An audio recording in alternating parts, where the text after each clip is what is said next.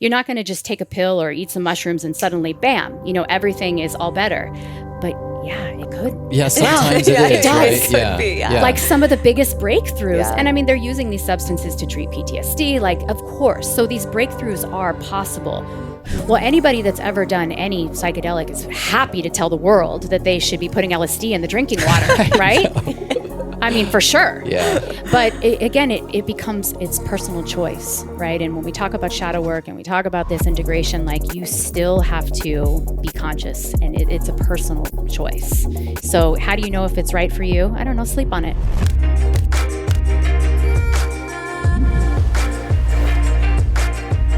Welcome back to the Medicin Podcast. My name is Mimi, and I have my glorious partner in life and love and exploration of the universe with me here. Woo! So stoked for this conversation today.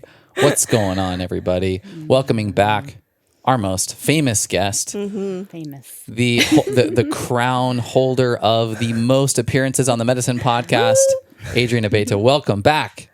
Thank you. Yeah, this is number 6. That's a good number. You're for me. basically our third host. You're basically our third co-host at this point. For sure. For anyone who is listening, watching, and maybe you haven't heard some of our other podcast episodes, like I said, this is Adrienne's 6th appearance. Gifting, really, of your knowledge, your experience, your wisdom to us, definitely, and all of our listeners. Every single time we have you on, we just get overwhelming, amazing feedback. Yes. Overwhelming in the best way. Yay. And it's such a gift to us, one, to just call you friend. And also, you're such an amazing teacher and guide. And I would say also example of everything that you talk about, everything that you teach other people. You are an embodiment of that truth, that wisdom. And I think that that's rare in today's world. There's a lot of teachers, a lot of guides out there that I can't necessarily say that for. So we are just so grateful for you. And I feel like every time we have you on, it's the beginning and end is always just a giant love sesh. Totally. It is. It is. Yeah, but welcome. I feel it as well. Yeah. We're excited ahead of time, but then like when we're sitting here, it's this extra excitement of coming home. Yeah, Yeah. absolutely. And you're here for a very specific topic today. One that, one would think that we would have talked about before, considering the name of our show being The Medicin and having a huge mushroom on the logo. And it's something we've kind of danced around for now, almost 3 years of podcasting. And that is the topic of psychedelics. And I was thinking about it. And I think most people can relate to when you're like, and it's probably different ages for different people, but you're probably in elementary school and you know that sex is a thing. You've heard of sex. People are talking about it. It's entered the zeitgeist. Yet you may not actually know what it is, but you're kind of pretending like you should know. And so you're like, yeah, sex. People are naked and they kiss and something happens. Yeah. It's a really big deal. So People seem to be really obsessed with this thing. But rarely is there the kid who's like, wait, though, what is it? Yeah. Yeah. And psychedelics has entered the zeitgeist. It's showing up on NBC, CNN saying magic mushrooms are legalized in, county XYZ. And I think people are pretending like they know what's going on in kind of the mainstream. And then there's those who are so far beyond the basic definitions of psychedelics that they're in the nuance of the space and they're describing spiritual encounters and other dimensions. And there's sort of this miss, I think, generally for most people as to like, hey, what is this? And can we actually talk about it on a fundamental level with respect that doesn't get so in the esoteric and so far out there that it's unrelatable and non-practical for people who are new to this.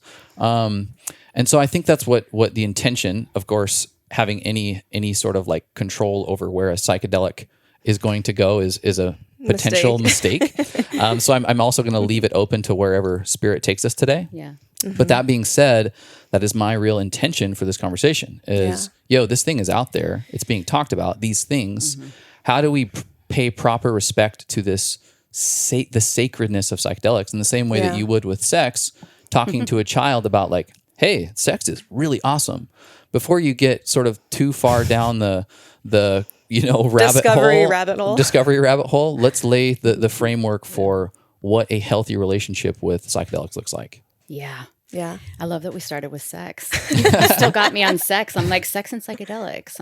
No. Yeah. The way that I wanted to get this started, usually we have a question that we ask every guest. Of course, you've been on so many times. We've asked you so many different times, what do you love in your life so much that you want to gift to the entire world? You've answered that multiple times. So I thought we would start in a little bit different way. And I think true to your nature, your form, your my language. Your language. Yeah. I thought we could do a couple tarot draws just to get things started. So I'll let you lead it, I suppose, here. You're going to let me lead it. Okay. And then we're going to... What's our intention for the tarot cards in our discussion today? Yeah. Yeah. Yeah. Okay. So I think maybe... usually we start with like a question that we want to kind of pose before we draw a card. Okay. What would make sense to you? Well, let's do this. I mean, since we're talking about psychedelics and it's plant medicine, and each of these really magical plants has a message, why don't we just ask that? We'll use the tarot cards to understand what the spirit, you said zeitgeist, what the spirit of plant medicine has to teach us today. And you also said, about having this respect or reverence. And so to even frame today's discussion with the tarot cards is one of the ways to enter into the sacredness of this discussion. Yeah. I love that, right? It's a ritual. Yeah. And before we journey into that realm, let's do the ritual. Let's do it. All right. So we've got the Crowley deck here. He is a master magician of the Shadowland. We'll see these are the majors. We'll see what is the message today, archetypally or our soul message. All right, let's go here. Of course. What is it? I should have just called this. Can you show the camera? Yes, it's the Fool. Oh, yes. Right. And so, of course, let's take one of the Rider-Waite's as well, and we'll talk about the Fool. Oh, the Fool is so perfect. Okay. So let's see that. And I love when you draw and the first words out of your mouth are, of course. Of course. It totally is, of course. Okay.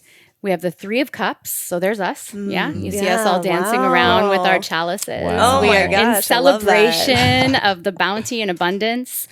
But let's start with the Fool. And I think actually the Fool is a great place to start because the Fool is the inherent soul in all of us.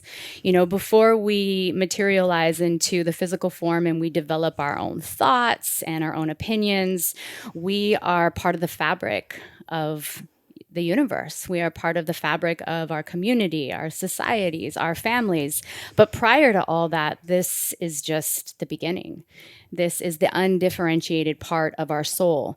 So what I think is so important here is that that's what entering into the realm of entheogens does, is it totally takes us back to that innate place of freedom, right? That's what we're all striving for a lot of times is freedom.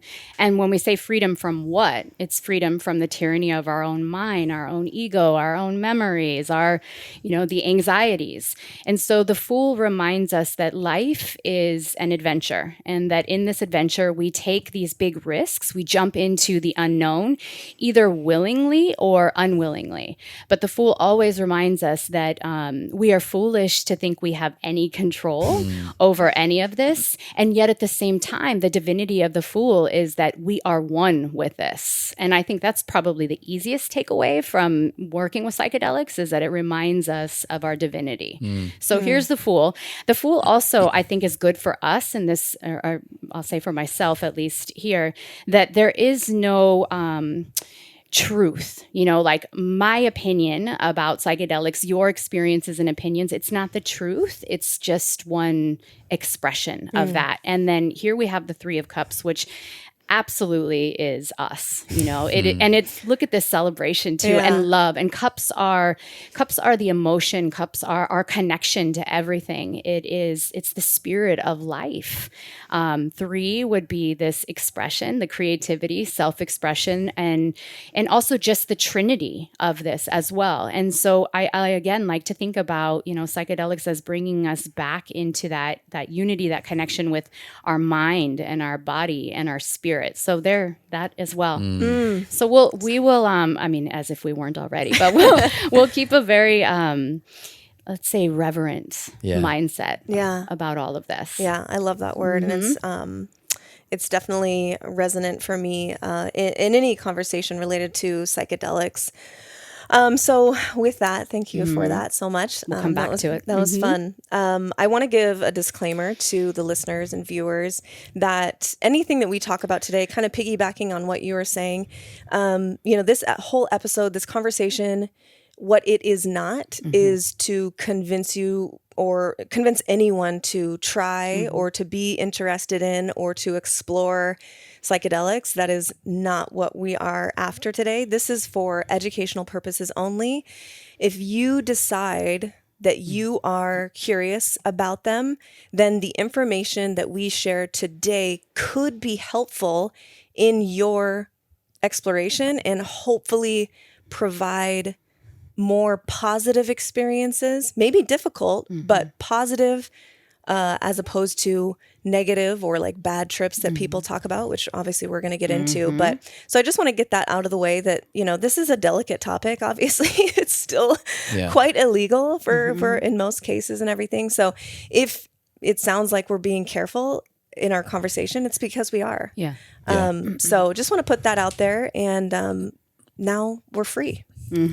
Yeah. I wanted to start with a little bit of a history, a little bit of a mainstream world definition, and then we can kind of start just pulling these things apart. So I jotted down from a very bro approach to trying to consolidate the last 100 years or so worth of use in psychedelics, and then kind of like how people are defining them today. So bear with me for a few minutes as I read my notes. Psychedelic plants and fungi have been used in indigenous medicinal and spiritual traditions really since the beginning of time, all the way up until, maybe more recently you would say, Albert Hofmann synthesized LSD in 1938. After a period of scientific and cultural exploration in the 50s and 60s, psychedelic recreational use blew up and became an integral part of the hippie and countercultural movement. This led to governmental interventions to severely hamper global psychedelic research. Despite evidence of limited medical risks and advocacy and therapeutic potential of side effects, after decades of persistent education and advocacy, rigorous research employing psychedelics as tools of discovery and healing are now abundant today.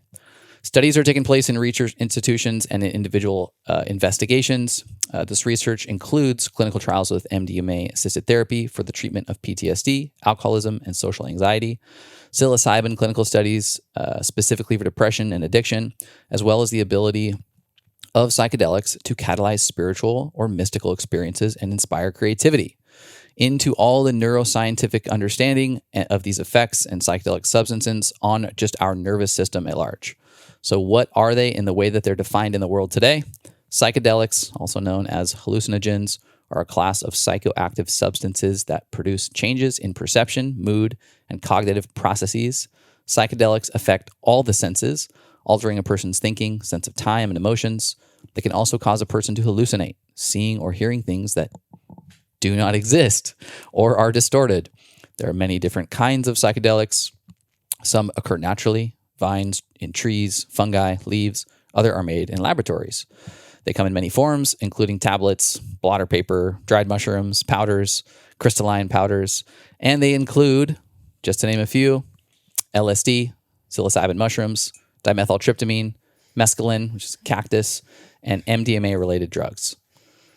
There's my history, briefly, in a very bro-y approach, as well as like the literal definition from like drugs.com or something like that. How, Adrienne, does this differ or align with your understanding, with your definition of psychedelics? Whew. I feel like I just sat through like a class real quick. That was the most class-like. I want this entire conversation to be. It was good. It was good that we use that framework, because I think like what you both like to do is you like to debunk things, and so I think it's important to kind of set that up from the beginning. Like, this is the framework that we're working with. I don't know that I may add extras as we go along. I mean, I think what you said, which is really important, is that psychedelics, so to speak, have been here since the beginning of time. There were a lot of, Dennis McKenna, Terence McKenna, that actually, believed in this. I'm sure you've heard of the stoned ape hypothesis, right? And that our advance and jump in consciousness came as a result of eating these mushrooms over the course of, our travels. And I love that. Can we prove that? But I love that. It makes sense to me, just simply, what these amazing plants can do, because it's interacting with our own mind. I think the word that I like to use, psychedelics that's what we're using right now, common vernacular. Yep.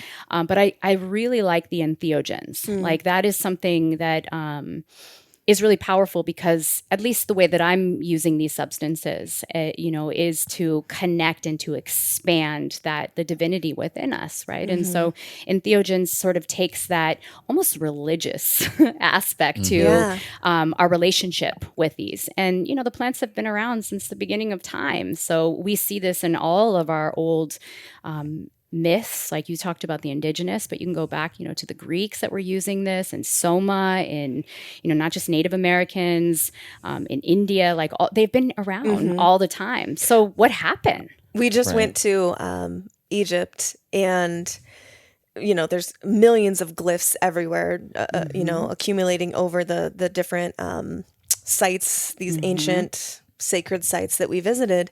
And in every single, you can't get farther than 2 feet by 2 feet before you see a blue lotus representation. And it's not just a pretty flower. It is a pretty flower, but it's also a psychoactive, and it's always in regard. They're always holding it up like it's this piece of them, this part of their culture, and maybe one could argue how they got to be who they were in history. So just wanted to interject there and even Christian history, going back into ancient Christian history, ergot, which is this LSD-like fungus that was in the wine, had a psychoactive property, had a psychoactive effect. I believe even in was it the Eucharist or yes, the Eucharist. There was like sativa that would come out of the incense that was burned, and so even in seemingly spaces that would not include these psychoactives, there is a deep history with religion, with spirituality, and these plant medicines. Right, and so if we started there, we would have to imagine that in some way that they were being used, to promote a different state of being.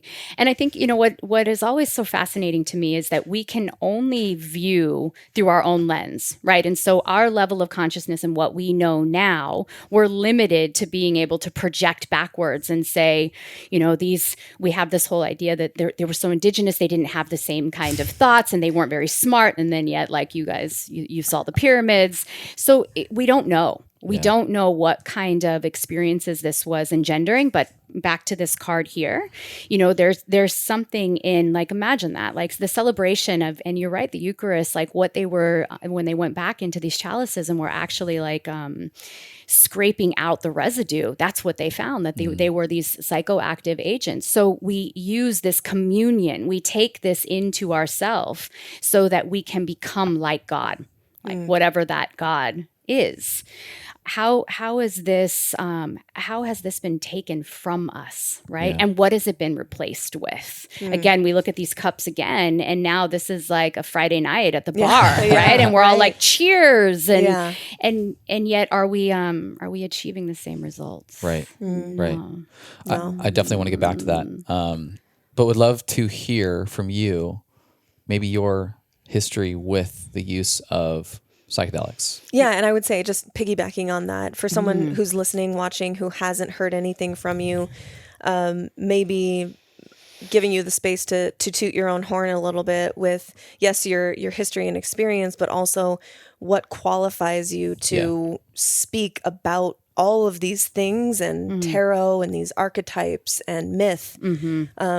Just a little background on Adrienne. You could probably do better than me, honestly. But I always feel that this feeling come up when it's like, what qualifies you to be able to, I'm like, what?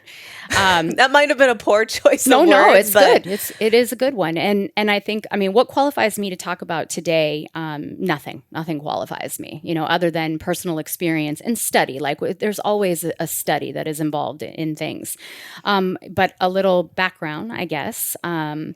I think that my imagination, I grew up with my imagination, as most children do, but my imagination was my safe spot. It was where I could feel magical. It's where I could feel connected in an environment that I didn't feel that way. And so, I became really aware and attuned to both nature and other people's natures. We would say their personality, but really it was their nature. And I learned to read that. And, it came out of maybe in some way survival, but it also was a gift. It was a talent that I had and that I think I probably really fostered. And from that, I became very interested in astrology. I was interested in astrology when I was like 6 years old. That's so cool. And just the curiosity that was there, right? This is the leftover wisdom that I'm just tapping back into. That coupled with myth and story, I had my own experience of Christianity for some time. And so I became really interested in the Bible stories, anything that was a story. When I got older, I got really interested in tarot cards and numerology. And all of these are just languages. They're all systems. I learned to speak this language. Then I went to school and I wanted to study because I am a skeptic by nature. And so I wanted to understand this better. I got a degree in religious studies because after I left Christianity for my own personal reasons, I still wanted to understand and explore this common thread, what we call spirituality, which is, our divinity. So I studied that. And it's interesting, actually. So my experience with substances is this is a very interesting paradox. Thank you, the fool, which is living in the paradox. I'm going to say this briefly, and without a lot of emotion. So I came from a family. I came from parents who were addicted to drugs, who were by society's standards drug addicts, and in that way, drugs were bad. And I think that that's kind of where we have to start now. The paradigm that we're talking about is that we have been fed this belief that all drugs are bad. And rightfully so. I grew up in an environment where because of these substances, my needs were neglected. I was put into, threatening situations. So yes, drugs can be bad, we would say. I disagree, but we'll go back there. And because of that, my interest in them first, I'm a little bit rebellious, was personal. Like, what are these substances? So like many normal children and adolescents, I experimented. And I want to stop there and say that a lot of people have had, when we start to talk about psychedelics, you'll often hear, oh yeah, I did all these mushrooms, back when I was a teenager, or I did some acid at, a show. And we have to remember that the brain isn't even fully formed, in adolescence. So these experiences that one is having is very localized to their level of consciousness, right? So I had all these experiences with substances. One would call them recreational. They were really important, and they formed much of what I would walk into many years later. But again, as a result of growing up with drug-addicted parents, I decided to stop using drugs and start helping people that were addicted to drugs. So I had a long history in treatment and, recovery. And I never fully drank the Kool-Aid that drugs were bad, but I could see that people were using these substances to try to tend to the malaise of the soul, right? What we're all going through on a collective. I'm going to take a tangent now and say at the very beginning of this, you spoke about wanting to talk about this with reverence. reverence. But we have to remember that we are not a reverent society, that we have lost that. And so our ability to even enter into this conversation with these plant medicines and enter into these conversations together, we have to acknowledge that bias, right? Yeah. We are not reverent. We don't know how to treat things as holy. And then we have this bad taste of Christianity, Judeo, religion is now becoming something that is so negative and bad, like drugs were, right? Yeah. So we disconnect from that. And anything that we are resistant to will show up in the shadow. So coming back to working in treatment for a really long time and understanding this, and during that time, I didn't use any substances for many years. Instead, I developed my connection to nature, and I got high on other things, put it that way, right? High on life and all of these other ways. But I started to really lose hope in the system in which we're using to treat addicts, because it's limited and it perpetuates this shame model. Once you are an addict, you are always an addict. Once you are an alcoholic, you are always an alcoholic. It puts a lot of emphasis on the substance rather than the person, right? And like the pain that they could be trying to escape or squash, or Paul talks about addiction being an attempt at safe love. Yeah, an attempt to reconnect with our divinity, right? Like we are so disconnected from that. You just look at the disconnection that we have with nature, and if we're disconnected with nature, we're disconnected with our soul. Yeah. And so actually over 2020, I read this really good book that I had read once, but I read it again, called Chasing the Scream. And I'll give you the author so you can put this in the notes. I highly recommend this book for anybody that has any experience with addiction in, in the modern sense, because he does such a fantastic job of debunking this notion, the rigidness around addiction, and how we can be treating these substances not as something, right? If you make it bad and wrong, then people use it anyway. Yeah. And so that really shifted, and it actually motivated me to leave treatment in the way that I was working with it. It just didn't feel like it aligned anymore for me. And then during that time as well, what were we being told during the pandemic? You can't be around people. Yeah. You have to be alone. It was very much about disconnection. That doesn't work for my soul. I mean, it doesn't work for, a lot of people. Yeah. And so instead, what I started to do was I re-entered my relationship with these substances, with these psychedelics. And, with my tribe of friends, we started working with this really purposely. And I think that we were doing it for our own sanity, honestly, but then it became something that took it had its own energy. And so now, like what's going on in the world and everybody's in this place of fear, we could reach these levels of bliss and enchantment and love, right? And it wasn't solely for us then. It was also about putting it out there. Yeah. Changing the rhythm of the world.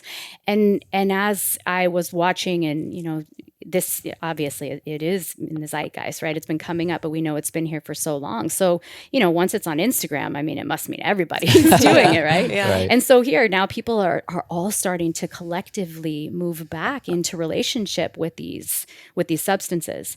Now, again, having spent a lot of time in treatment and understanding what you said to me at the very beginning, there are many teachers, but do their teachers embody the teachings, right? So using psychedelics is not a fast track to enlightenment. I think that's, we always ask you, what are the myths and misconceptions about, which I think is one of our questions, but, jumping ahead, I think that that's definitely a misconception. Underline, circle, highlight that. That I think that there's a misconception that in some way the journey or the trip that you go on is the work, but really it's just like opening the curtains and you're witnessing the sun, but you still have to, after that, like opening of the curtain, you still have to go into the rest of your life.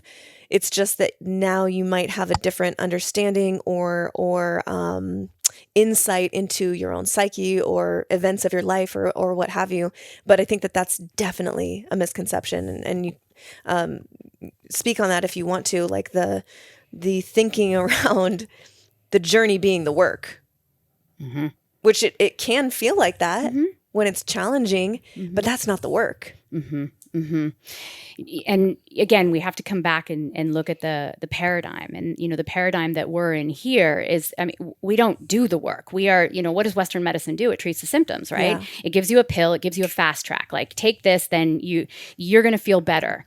But feeling better is not really the point. We want to feel whole. Yeah. We want to feel like wholly. We want to heal. Yeah, we want to heal. But we don't know what that means in our society. So, and this is the other piece too that I think is really important when we start to have these conversations, is that nothing is or isn't. It's a little bit of both, right? And so again, some of the misconceptions. So we just said, like, you're not going to just take a pill or eat some mushrooms and suddenly, bam, everything is all better.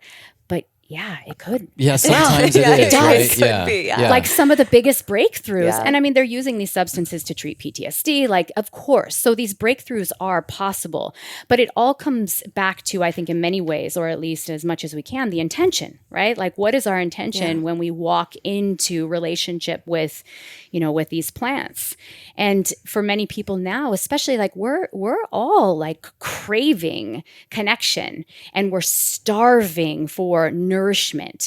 We are getting, as a culture, we're getting really sick of all of, this processed food, so to speak. Yeah. And we want something deeper. And so I think people are motivated to move in this direction, but we're such an adolescent society. Yeah.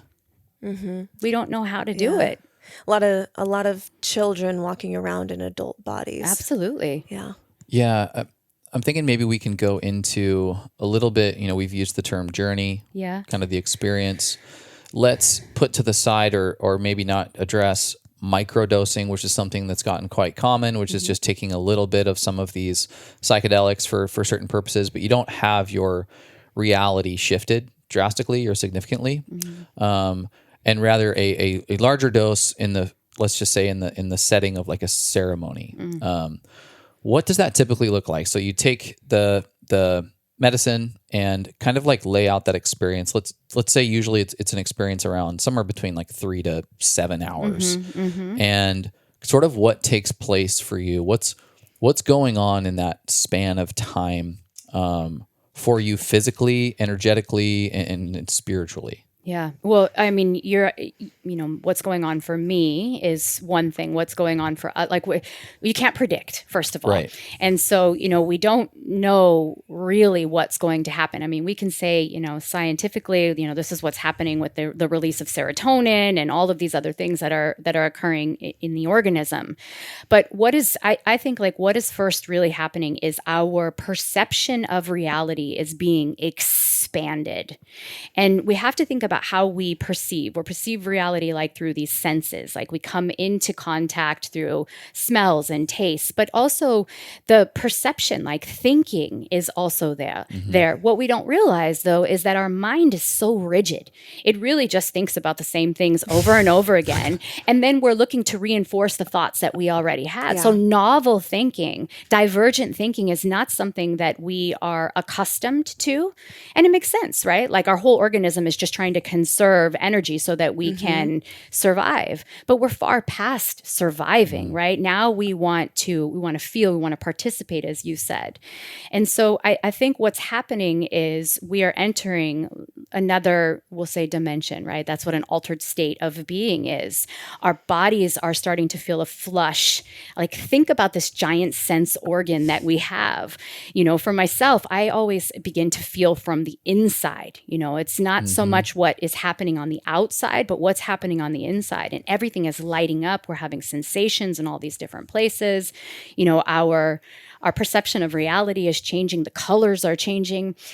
I don't have a lot of experience with the hallucinating piece of this, but rather everything just becomes, what is it, if the doors of perception were cleansed, then everything would appear as it is, which is divine, right? So we see the magic around us. And I think that's a common theme that many people say, like, everything just looks so much more. That, I think, is the first thing that really occurs Yeah. for people's experience. Yeah. So spot on. Beautifully articulate. We're trying to articulate something that exactly. we can't put language to, by the way. Yeah. I think of almost like the hero's journey. Yeah.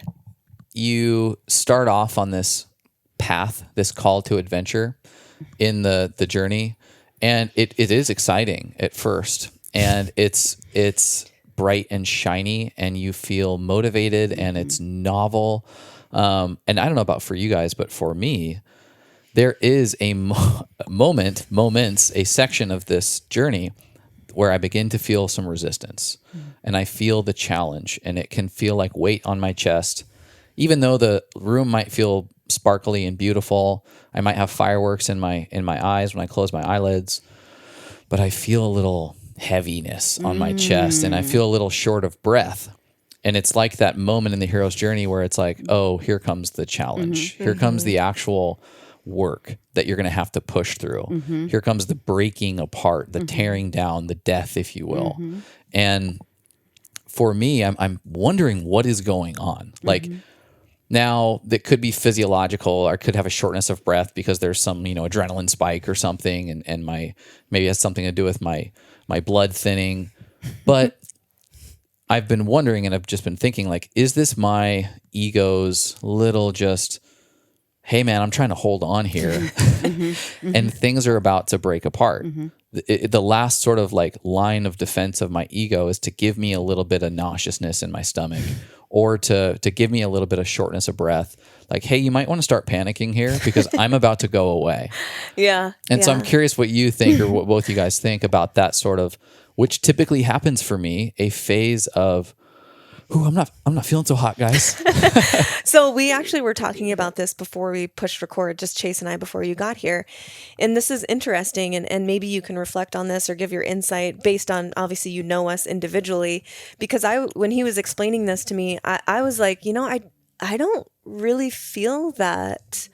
I don't, maybe a little bit, like a tiny bit of queasiness if my body's trying to digest something.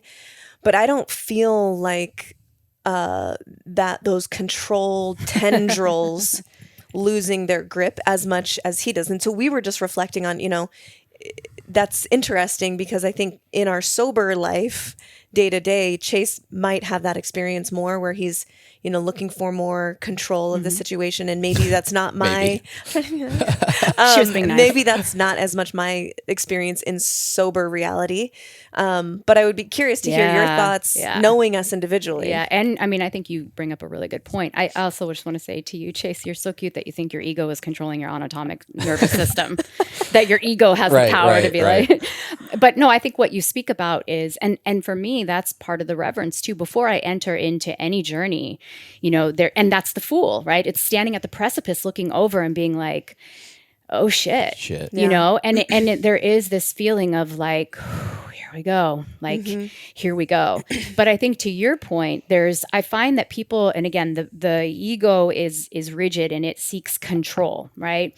And we live in a society right now that goes so fast that we cling to any measure of control that we have. So for people that have new experiences with psychedelics, that's often their fear, is they fear not only that, we haven't even mentioned like how, psychedelics were the propaganda around them and how terrible they are. And you're going to jump out of a building and all of these things, which are not true. Right. It's not the same as crack.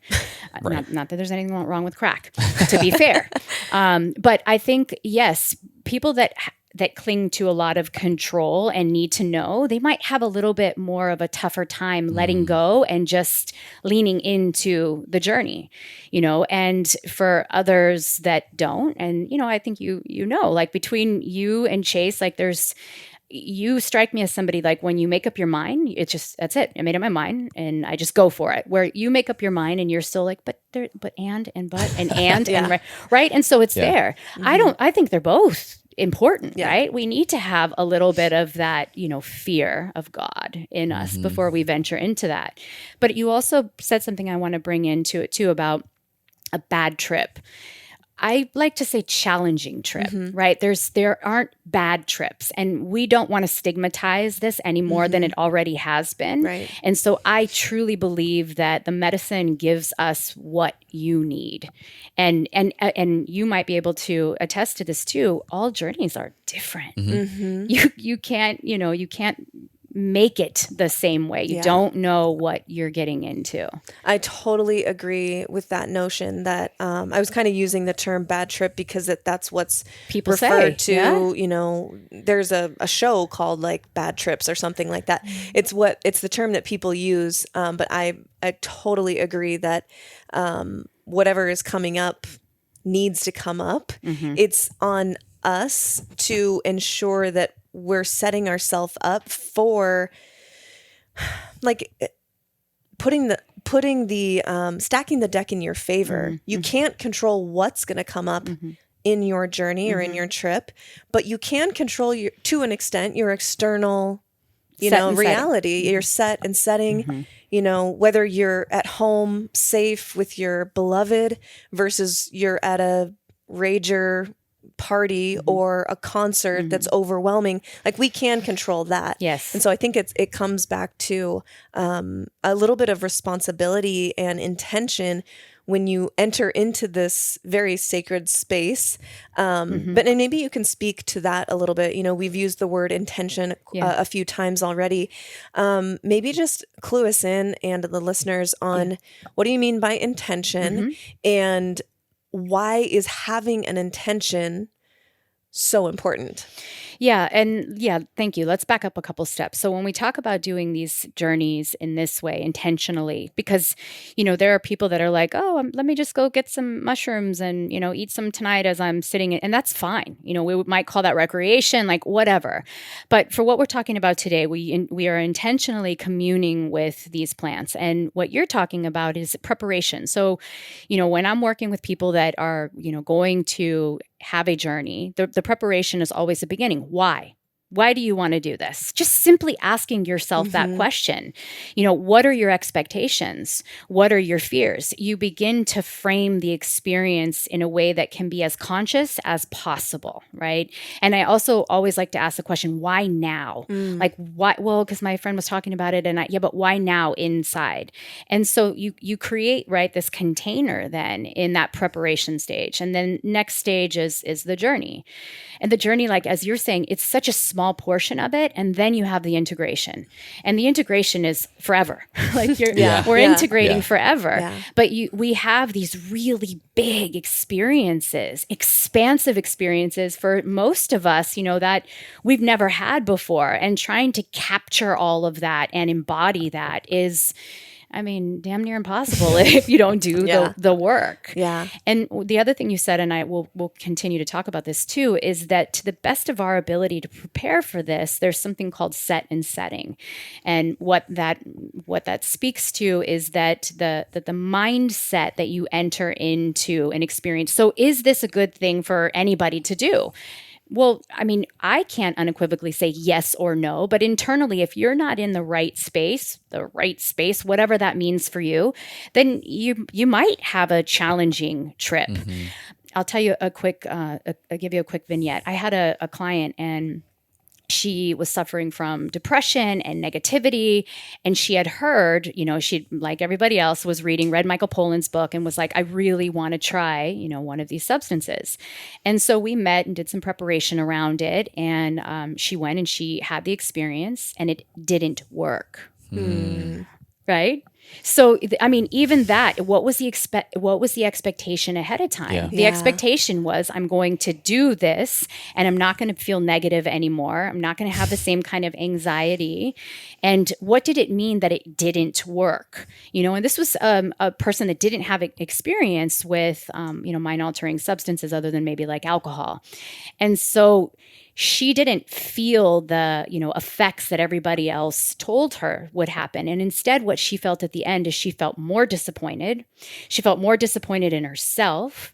She felt she felt ashamed that she wasn't even able to do this right. Right. So the medicine gave her everything that she needed front and center. But that's what we do, is we discard what's given to us, just like we're like, give me a sign, not that sign, not that one. not that Right. sign, not that sign. Yeah. And so, I was able to convince her, because that was the word, to like, let's just work with what the medicine gave you. So working with the disappointment, working with this, like it provided her what she needed in that moment. But again, like setting up these expectations, people have grand expectations, or they don't have any expectations and have this like huge experience. Yeah. Yeah. I mean, I can say yes to all of those. I've had, my initial experience was, I was scientific materialist. I mean, like Sam Harris level, had completely gone down the rabbit hole of stiff arming religion, kind of this stoic idea, and scientific, we're just a chemical experiment. But I know these things are happening. Read Michael Pollan's book as well. And I was like, I'm all about experiencing life, and I got to try these things. Completely blew that out of the water. Had an experience with the divine, an experience with the metaphysical, where I came out of it like, there is something else. Holy shit, there's something else. And that thing is a lot of love. It feels incredible. It feels amazing. And I want to get to know it. But I've also had experiences where, wow, that was really fun. That was giggling and laughing and light. I didn't have that feeling of partial anxiety. And so I've expected that going into the subsequent journey, only to get my ass kicked by overwhelming trauma that I'm processing, by hours of weeping like a child with Megan holding me. And so there is no controlling it. There's no pre-existing expectation that you can have for these types of experiences. And so maybe the difference between expectation and intention would be maybe something you can articulate. But that's great, right? And that is always how we pose the journey, is the nuance between expectation and intention. Because I don't know, you can tease it out, sure, but we can't. This is the bias again. To identify what my bias is or my expectation, at least it calls it into focus. And the intention as well, like the best of intentions, as they say. I could say that my intention for working with this substance is to really help me process trauma. And that's what's really sexy nowadays, is everybody wants to use this. Trauma is really sexy nowadays. Right. And, they go in with this like great intention. And I mean, I have a lot of clients. It's like, okay, I'm going to go in, I'm going to do this deep healing. And they end up fucking laughing. Yeah, I know, right? Yeah. For like 3 hours, and then it's like, well, coming out, like my intention was to work with the trauma. Well, what did the medicine show you? It showed me joy. That joy still exists in my body, and that generating this joy is just as important as, right? So expectation and intention are, it's just an infrastructure. And I don't know about you, but when you're journeying, how often do you come back to your intention? Oftentimes I come back to my intention and be like, what was my intention again? Yeah. Right? Yeah. So yes, I think that the important point again is the relationship with reverence. And that at least we can go into it going like, I don't know what to expect. I'm open. I'm curious. I'm open to receiving. The other thing is the setting, right? So the set is the mindset. What's going on in your mind right now? Because again, like there will be some people, it's like, you're going through a really big crisis right now. It's not the best time for you to do this. Says who? Right? But maybe for some it's not, where for others it might be just what they need. We are not the judge, right? That's the thing about coming back to these medicines, is that they're already a part of us. They know, they have a greater intelligence, like our body does, than we do. We just have to be in the right frame of being to enter into this in a way that I'm going to use the word is productive, right? Yeah. So the setting. Now, again, how many times do you hear people say that their psychedelic experiences are at the Dead shows? They're at these big shows. Personally, that sounds like hell to me. That sounds like hell. At this point in my life, 0% for sure. When I was in my 20s, it was fun. What and why? What was fun about that? It felt like, stepping into virtual reality at a concert, and you're in your 20s and you're there for a shallow good time. But with that, it's so unpredictable that you don't know if that's the experience you're going to get at a concert. Totally. It could be, 50-50, where it's like, it's a little roulette. It could be light, it could be laughy, it could be, joyous, and you feel really giggly. Or this could be the time where you're cracked open and now there's music blaring and it feels overwhelming because your entire field is open and you're taking in all the good and bad, negative and positive energy around you. Yeah. And that can be overwhelming. I don't know. It's almost like, the way that I consumed alcohol, I got to like 27, 28 years old and it started to feel so terrible. But prior to that, it was a blast. And I didn't have hangovers. When you're in your 20s, you're just kind of rolling through life relatively shallow without repercussions. And then there's just a phase, at least for me in my experience, there was a phase where everything you started to feel it. Yeah. You started to feel the byproduct of doing something without intention. Yeah. And so maybe that's kind of the case here is that it has a shelf life on when it can be frivolous and used for something like a concert, and maybe it's individual for each person. But I definitely got to a cliff where I fell off and was like, this is now a very serious spiritual connection, relationship that probably would not go well for me in a large public setting. Right. And I think you said the key word there. It's individualized, right? Yeah. And there's something about being in that setting where you lose your sense of self and you become one with all of it, right? Yes.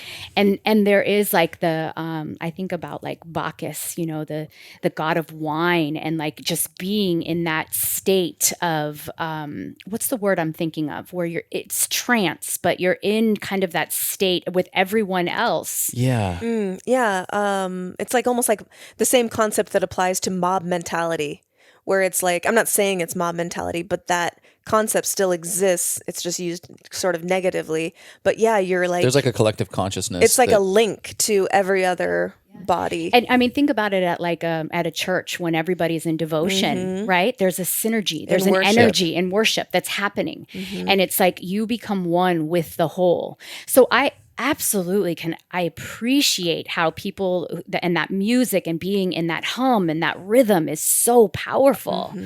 But you got to know yourself, and for me, I always know that at some point I am going to be in child's pose in like a turtle position, because that's where it is all happening.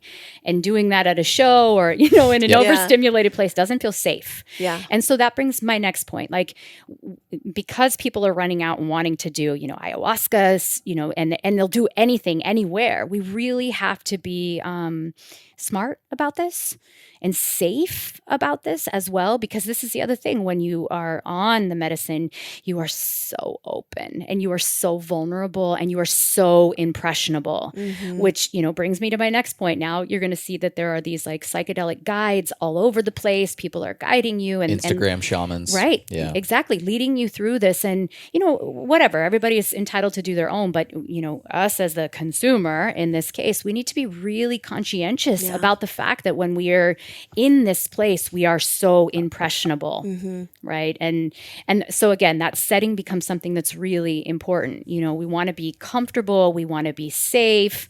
We want, I always think about it like, setting up that date. What is the most ideal date you want to take your new lover on, and do that for yourself. Yeah. Maybe talk to the role of a guide or a shaman or a mentor. We met you holding space for a ceremony with a small group of people, of which you were the facilitator. And I can honestly say that is my preference anytime I'm in a group, is to have a facilitator, is to have someone who is spiritually able to interact yet hold space for the experience that's taking place for multiple people. Yeah. Maybe go into a little bit about what that looks like in what you would prefer a ceremony to be. Well, I think that, first of what I would prefer a ceremony to be is safe. The container is so incredibly important. And, I think that, again, we also have to acknowledge that, each of these plants has its own history. There's an indigenous history. And, we as the colonizers, we want to colonize everything. And we're on the way to doing that with psychedelics now. We're taking all these substances and we're turning them into medicine in this way too. And so, that said, setting up this relationship with the other person and having a guide or having a sitter, that's another word that is used, is something that you really need to ask questions about, because what we did that day, I wanted to very much just hold the space, create the space, and give the person the opportunity to have their own experience. Where sometimes guides are also provoking, like, what's going on for you right now. Some guides, especially the ones that might have a little bit of psychotherapy under their belt as well, are actually, using this as a tool to push people deeper into their subconscious. And that's the part we have to be really careful with. You have somebody enter and it's like, yeah, I want to be guided and I want to work on my trauma. And then you have a couple of questions that are asked and you just don't want to hurt anybody or harm anyone. So for me, I think the most ideal setting is that the person knows what they're getting into, and that for the most part, I like to consider myself a facilitator. I create and I hold space, and I love to create beautiful space, and I love to hold space that helps the person feel nurtured and seen and safe. And then if they want to pursue what comes up, that's where that happens in the integration. I personally don't want to interfere in somebody's process because it feels like it may be too close to my own agenda. And I want to trust that, whatever spirit is coming up in them is the guide for them. And then I can sort of help with the integration piece. Does that make sense? Yep. Totally. Absolutely. And you do it beautifully. So beautifully that we came out of that experience with you, and it was a group of people. We were in the car and we were like, we have to know her.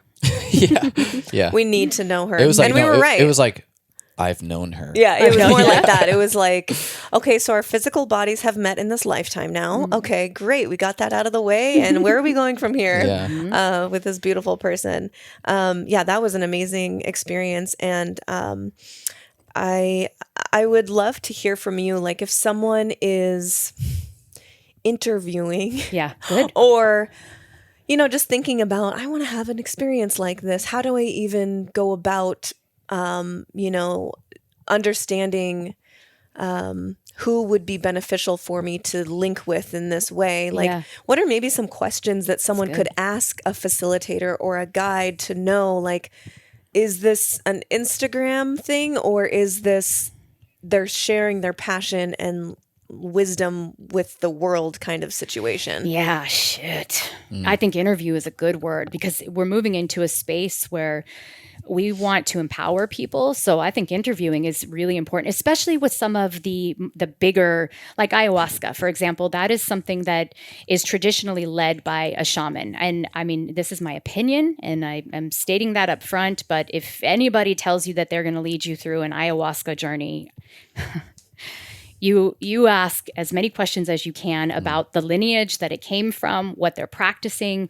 These medicines have spirits to them, and I would never try to lead anything related to ayahuasca. I don't have the right. In the same way that what are the qualifications? And again, that's my belief, but I think that others need to educate themselves on that as well. But as far as, other medicines, like I always ask people when they say, if they want to hire me to be a trip sitter, they've never sat with one of these substances and they want to do that. The first thing I say is like, what do you think that is? Like, what do you expect that you're going to get from that? Because the other thing is that we have to think about this as an investment in time as well. Some of these, you are with the medicine for hours and hours. So I would recommend that people ask, where will we be? Where's the setting in this? What kind of support are you going to offer me afterwards? That's really the important piece, and then also asking the person, what kind of experience they have. And I would always ask, what's the worst trip you ever witnessed? And using that word, right? Just to kind of understand, how does that person hold space? What are they going to do if something comes up? I mean, working in, a trauma-informed field for as many years as I have that under my belt. I've been working in a trauma-informed way, so I recognize that what could come up, I'm able to support it. Are others? I don't know. So I would ask that too. Like, what kind of training do you have? Really basic stuff, like, do you know CPR? I mean, not that it's going to happen, but I would like to know that somebody's got my back if I choke. So some of those basic questions, but then, also I think just engaging in an open discussion about Yeah. your feelings about it, right? It doesn't necessarily have to be check, did you do this? But rather like, again, if I ask the question, why do you want to do this now? That could lead to such an open conversation of what's coming up for them.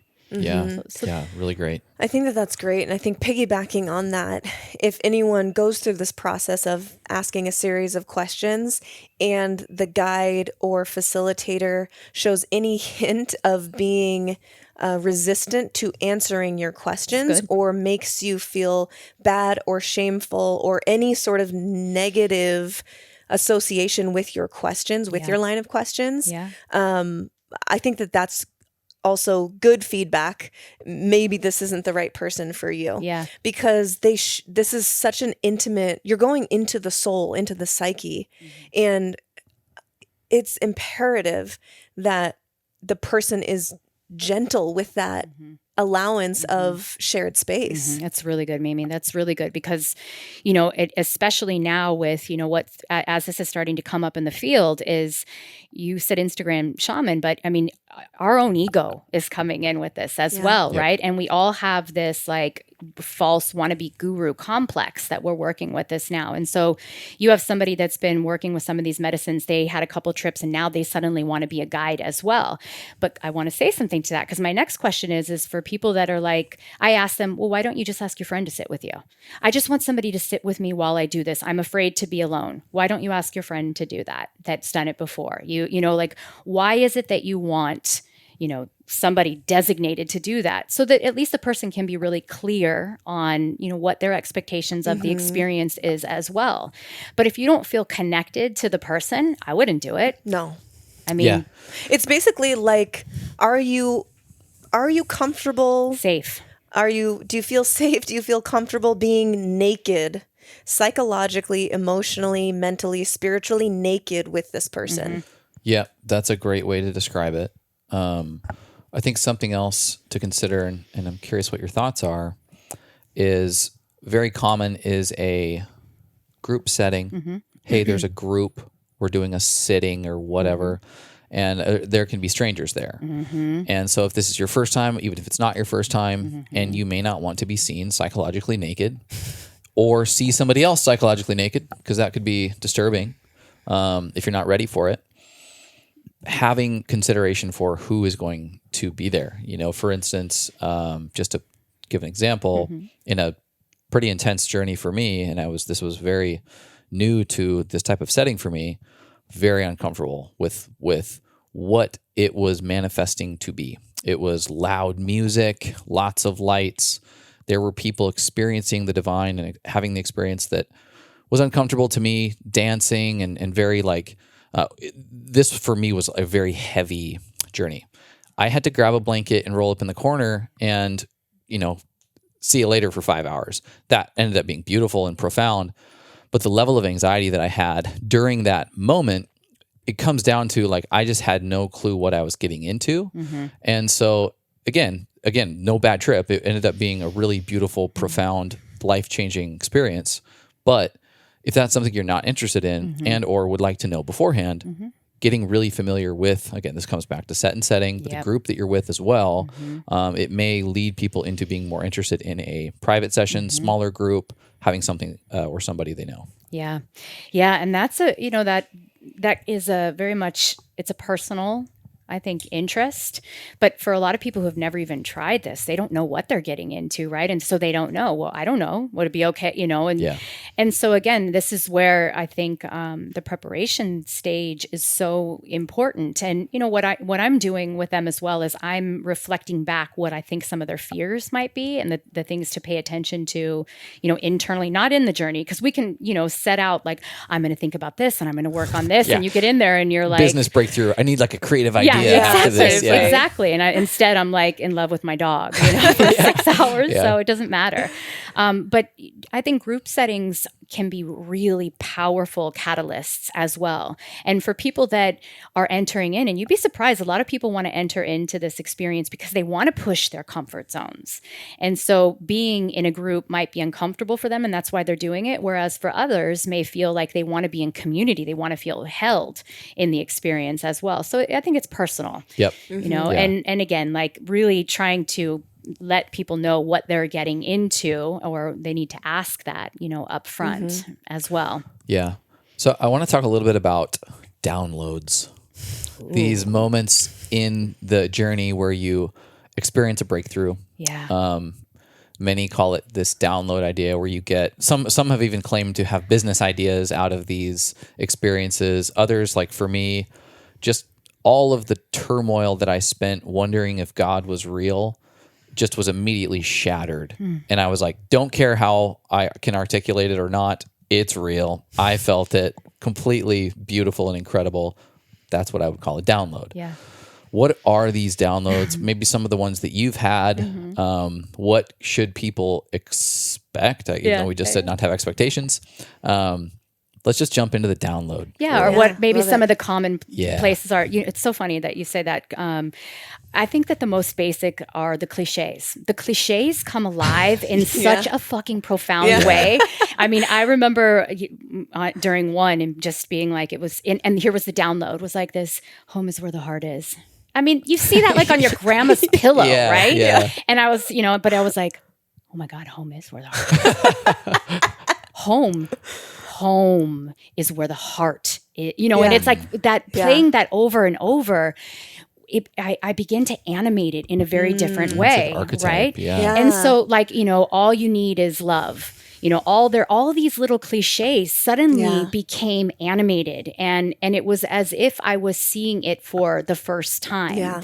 And so, I think that not having the expectation that God is going to talk directly to you and you're going to get the download that you want, is also encouraging us to come back to the simplicity of what it is, right? The greatest medicine of all. And you know what? Actually, both of you, I love that you started that this is the medicine, and yet how many years have you been doing it and it took you to here? Yeah. Like, you've been talking about the most important medicine all along. This is just the obvious form. It doesn't even need to be called medicine in that way. So again, reconnecting ourselves with nature, that is the most profound thing, I think, that is the takeaway with these. It's so basic, and yet it's all that there is. One of my rules of thumb, unless I'm doing an internal journey, which is, to put on the eye shades and whatever, is I have to be in nature. I have to touch the ground. I have to smell the flowers. So there's something about bringing us back to our earth-based self. And that's something I think is common, don't you? Oh yeah. I mean, how many people say like we're all connected? Yep. Yeah. I remember one of the first times that Chase and I were working with mushrooms together, and we were indoors, and it kind of started out that way, where it's music and eye shades, and then it wasn't a heavy dose or anything, but I remember like sitting up, we were standing by the window, and I could literally feel the pull from the trees, the invitation from the trees that were swaying in the wind outside. And it was like this just like immediate, like, I need to be outside. And it was like an invitation from nature to go into it and myself more. And I will never forget that I had never had that feeling in the same way. Of course, it's like, I might probably need to go get outside. It's different when it's like coming from your soul.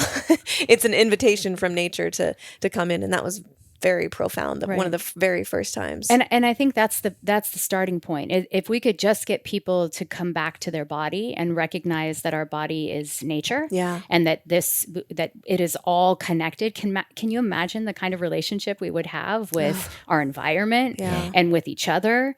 And so like those downloads, I think, I'm a nature kid. Like, I'm a magical kid. Like, that's always been very present for me. So it wasn't an aha or a download, but what was the ways in where I had disconnected from my own body, and where I had my ego had been caught in, controlling body, right?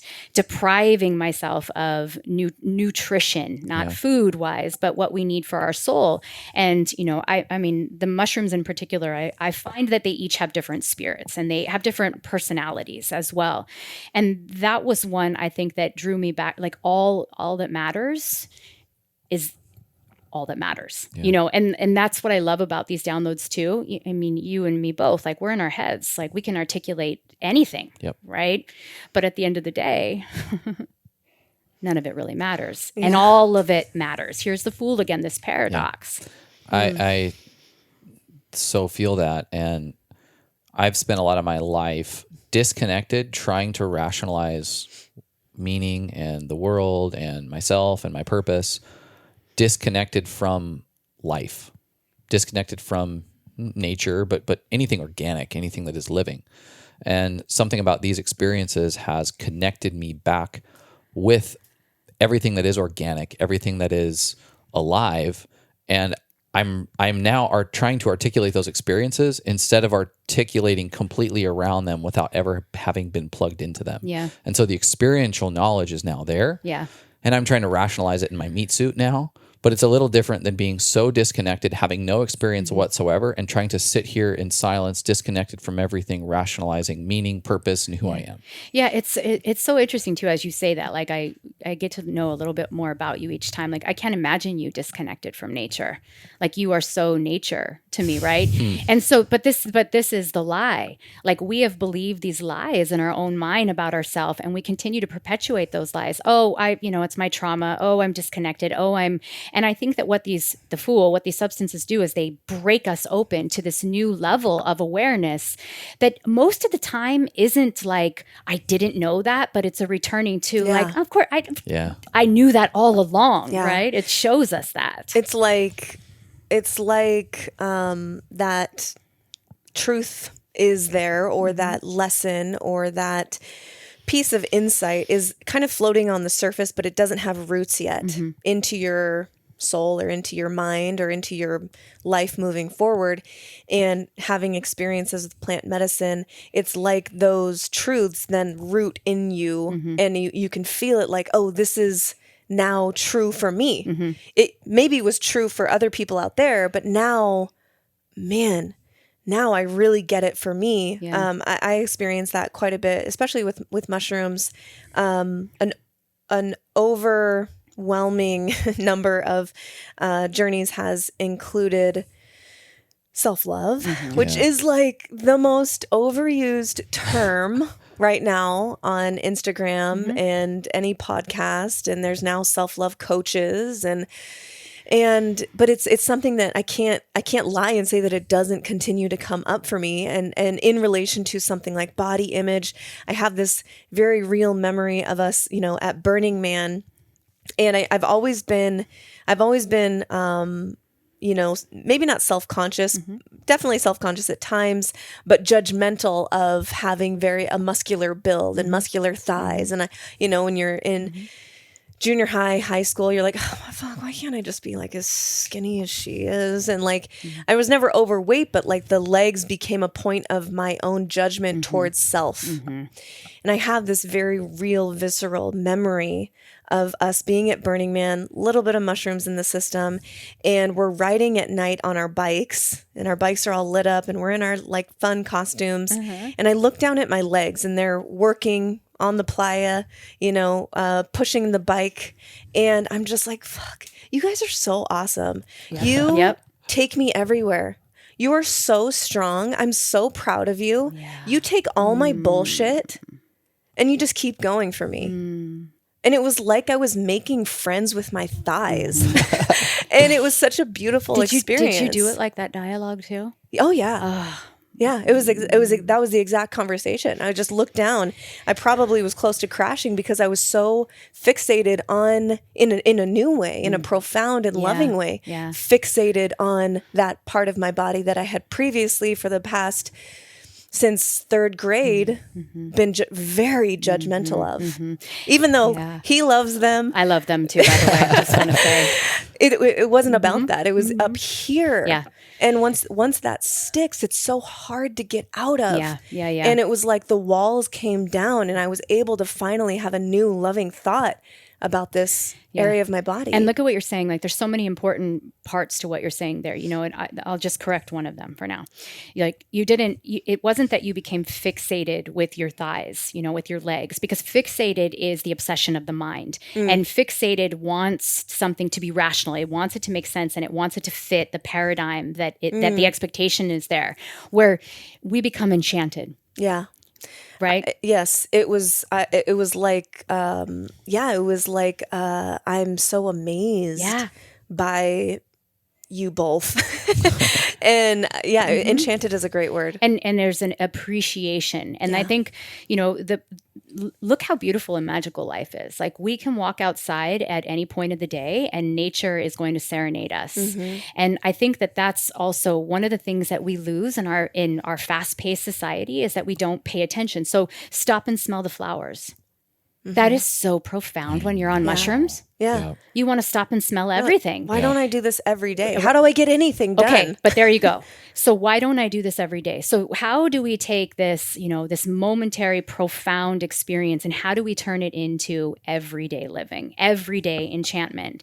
And that's the part that integration, I think, becomes so important. And so after, you have that journey, there's the pink cloud and your life is changed and you call everybody and you love them and all of that, right? And then Monday morning comes along and you go back to your routine.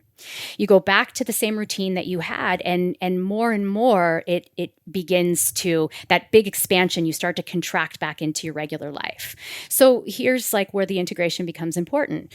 Always change up the routine, even if it means like you don't drink your coffee at 6, instead you meditate first. And, it doesn't, the smallest, most subtle interferences is how we begin to integrate and embody these things. And you think about the experience is so profound. It's an interference to the way we thought we were. Even words, like you said it a moment ago, self-love. Yes, self-love gets thrown around, but, when you really connect with what does that mean to me right now, there's this profound myopic way of just being with what is.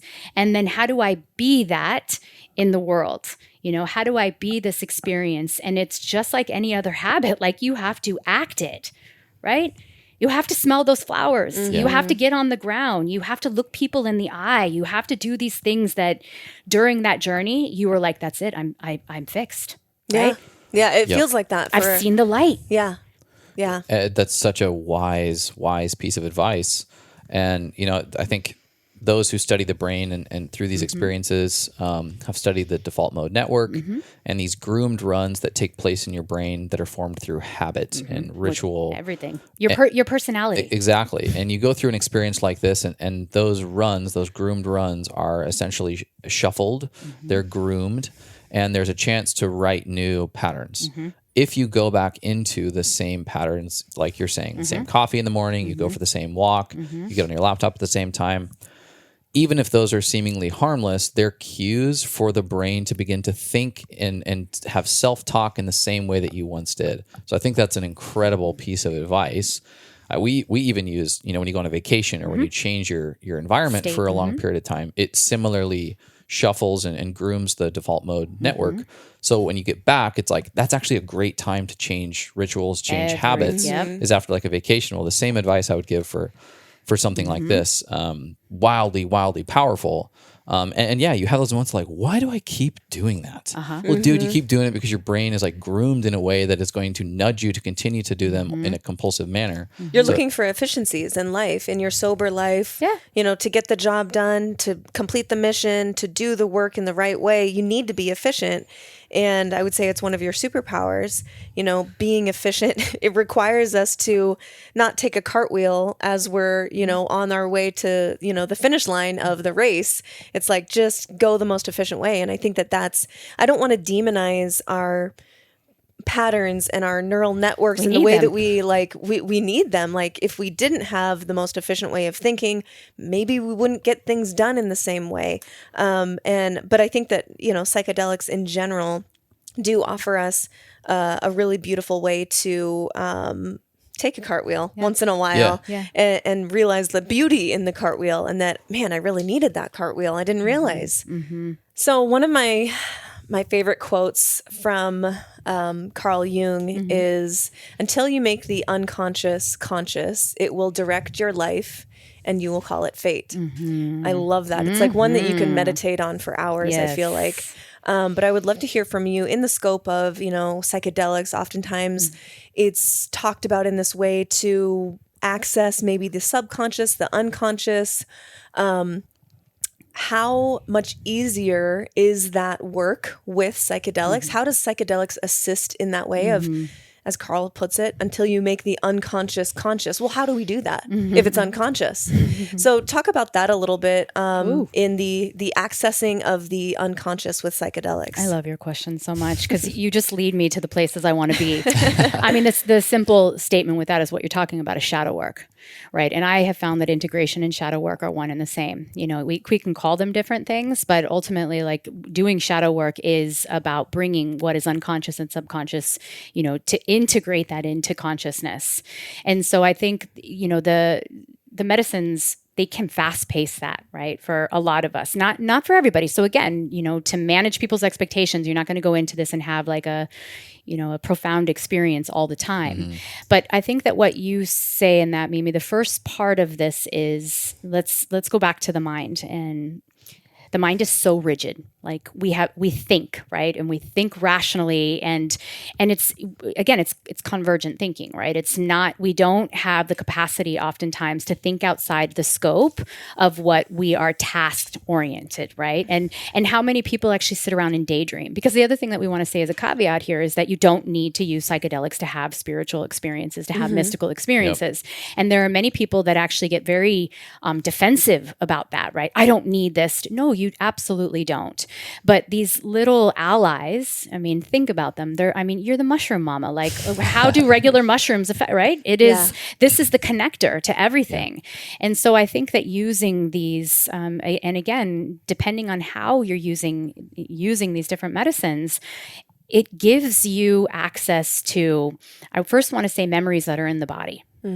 You know, and those memories are not always, you can't articulate them, right? They're just feelings, they're sensations. They arise in certain ways. And let's talk about people that are, you know, maybe using these to help with trauma. When you experience compound trauma, you leave your body. Your body is not a safe container any longer. And if you leave your body and you're not safe in your body, then you're not safe in the world. And if you're not safe in the world, you're not safe in your body, because your body is the world, essentially. And so even like, you know, what people that I've worked with, coming back to their body and feeling, oh my God, it feels safe to be here. You know, for those of us that are in our bodies, we take that for granted. But to feel that my heart's not racing right now, this is what peace feels like. Or to be quiet and be like, this is what silence feels like. For many of us, that's like, yes. But for people that have experienced severe trauma, that's not safe to feel that in their body. So to bring that safety first back to our vehicle, like this is our first companion that we came into the world with, I think is the most important thing. So to your question, how would that bring about what is unconscious? Well, think about where all of that goes when you're not comfortable with yourself. Those memories, you repress them and they go into the shadow, they go into that place. So let's talk about MDMA, because I think that that's one that's coming online really soon here, and it's being, you know, worked with vets. It's being worked with PTSD. Why does it work? You know, and the reason it works, at least as they're saying, is that it quiets the amygdala, the part of the brain that is the fear response. And so when you can calm that part, you can talk about things that would arouse you or irritate you or make you uncomfortable without having the visceral defensive reaction. So part of, you know, working with people with trauma is that you're not able to create a dialogue of what happened to you. Now, let's say that you take MDMA and suddenly you can recall the experience to the best of your ability, and you give it language. In the beginning was the Word, and the Word was God. Like, word is very important. And when we can understand something and put it into context in some way, the body softens against it. And so just by hijacking, right? That part of the brain, you begin to feel comfortable with yourself. So what did you say? Self-love, self-acceptance, all these selves. Now, people that are, let's call them journeyers, and they're like using this to expand consciousness. Well, you asked me a little while ago, like, what were some of my own downloads? Given that I've been working with, you know, this mythopoetic language of archetypes for many years, they come alive for me. I'll be sitting there and the Fool card, like what we're looking at right now, I have like this divine revelation And the point is it feels so big and real in my body. So, if I go and I jot it down and later on I talk about it and I'm like, oh, you knew that. The point is that something shifted energetically in my field. And when that shift happens in my field and I engage with you, or I engage with my husband, or I engage with another, I'm creating a shift in that field as well, right? What's the point of mushrooms under the soil? What are they doing? They're connecting everything. Yeah. Because everything is connected, right? And so when we rekindle our connection with others intentionally, not just, hi, how you doing? Okay, good, right? Then we start to create changes that radiate outward, right? So that is how we begin to bring what is unconscious back into the conscious. It's not just individually, it's collectively as well. Yeah. Yeah. Oh, beautiful. Yeah, I think if anybody's held on to something that's been shameful, or maybe it's guilt, maybe it's just pain, and you've worked through that fear, you cry it out, you say you're sorry, you admit when you've been telling a lie, and that breath of relief on the other side of that, that is a MDMA experience without the kind of like fear of having to work through how hard it is to get this out. But when you finally let it out and you have that cleansing cry and you're like, wow, I got a friggin' weight off my chest. Yeah. It's so clear when you hear about, I forget her name. She's a, I think a doctor, an MD, and she was talking about how her and her husband use MDMA as their couples therapy. Yeah, that's where it originated. Twice a year. Oh, okay. Twice a year, they sit and they have an experience together, and it allows this safe space. I feel like we've said safe so many times, and that's like a core value of this whole conversation, but it creates this safety. And we've experienced this in our own reconciliation of our, relationship, is that everything that is said is safe. Everything that is said is allowed. Yeah. Everything that is said has a seed of truth in it, where in sober living and sober reality, we have our ego up. Pride is very real, and we want to defend ourselves. We want to make sure that we and our partner know, like, no, I'm not a bad person. I'm not bad. I'm not bad. Or here's why I did it. Here's why I think it. And all of those, that need for explanation or defense completely drops away, and you're able to actually hear your partner with those doors of perception being totally clear. So you're hearing what they're actually saying, what they're actually feeling, without any dilution from your own psyche, consciousness, filters, defense, pride, whatever you want to call it. And I think that's why it's so powerful for couples, because not only is everything safe, everything is also received. Right. It's an empathogen. Like MDMA is an empathogen, and it originated in couples counseling. That's where, back at the same time when there was the first Renaissance, there were many therapists that were using this in couples therapy for that reason. And what I think the words you're saying there, you can hear the other person. I like to say that, like, your heart can hear. Yep. It's not even your ears anymore, because it's not your ego. You just feel. Yeah. You feel so much empathy and compassion for the other, but also for yourself. And I think that's the piece. You talked about the default mode network and maybe how it's connected to the ego. And this is another big one, right? Like, I'm going to have an ego death. The ego annihilation. Right. And I love the irony in that. Like, the people that are like, I got to have an ego death. Like, who's got to have the ego death here, right? But it helps to quiet that part, right? So now you can be present with all of yourself. And that second part of that quote, what we don't, confront in ourselves, we meet outside ourselves as fate. Fate is also, though, it is the communion with others to help bring out what is unconscious, right? And so we do need the feedback from others to help us feel these feelings that might not otherwise arise.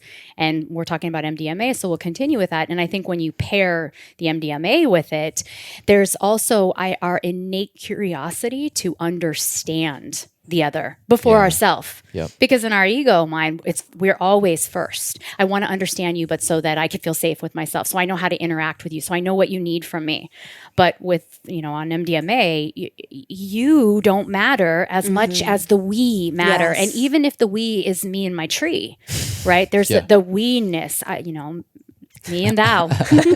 And the reason I brought up the idea of when you finally tell the truth, you release your shame, you release your guilt, in combination with MDMA, is that this is not to say that MDMA is a crutch that you need to use constantly in order to deal with challenge in a relationship or to admit when you're wrong. Rather, it gives you a taste on the other side of what it's like to have that level of connection. So the next time, let's just say we're using the example of working with your significant other through challenging topics. When you've been able to experience what it's like on the other side of getting through the challenge or the resistance or the charged nature of a particular topic with empathy and compassion, and you know that you're flooded with fulfillment and peace, it gives you fuel to work through it in a way that when you hear those triggers from maybe it's your ego or from little buttons that are pressed or your wounds, you're like, actually, I know what's on the other side of this when empathy is the nutrient to work through it, such that you can begin to, hey, I'm going to put this, the story that I'm telling myself right now to the side, and I'm staying here with you. We're working through this. And so it's not a crutch that, hey, the only way you're going to get through this in a relationship is to got to go do a therapeutic MDMA session. Rather, it gives you a taste on what it's like through it, such that you can start to integrate and bring it into your own life, knowing that there is nothing but satiation, fulfillment, and peace on the other side of the work. And I mean, and what they teach us is that the things that we are looking for out there and that we have to do these things to do that's not true, right? That's backward, that those things exist. I am peace. Yeah. I am love. I am home. I am safety. And we're not taught that. That is not something that we naturally know about ourselves anymore. I mean, many other cultures did.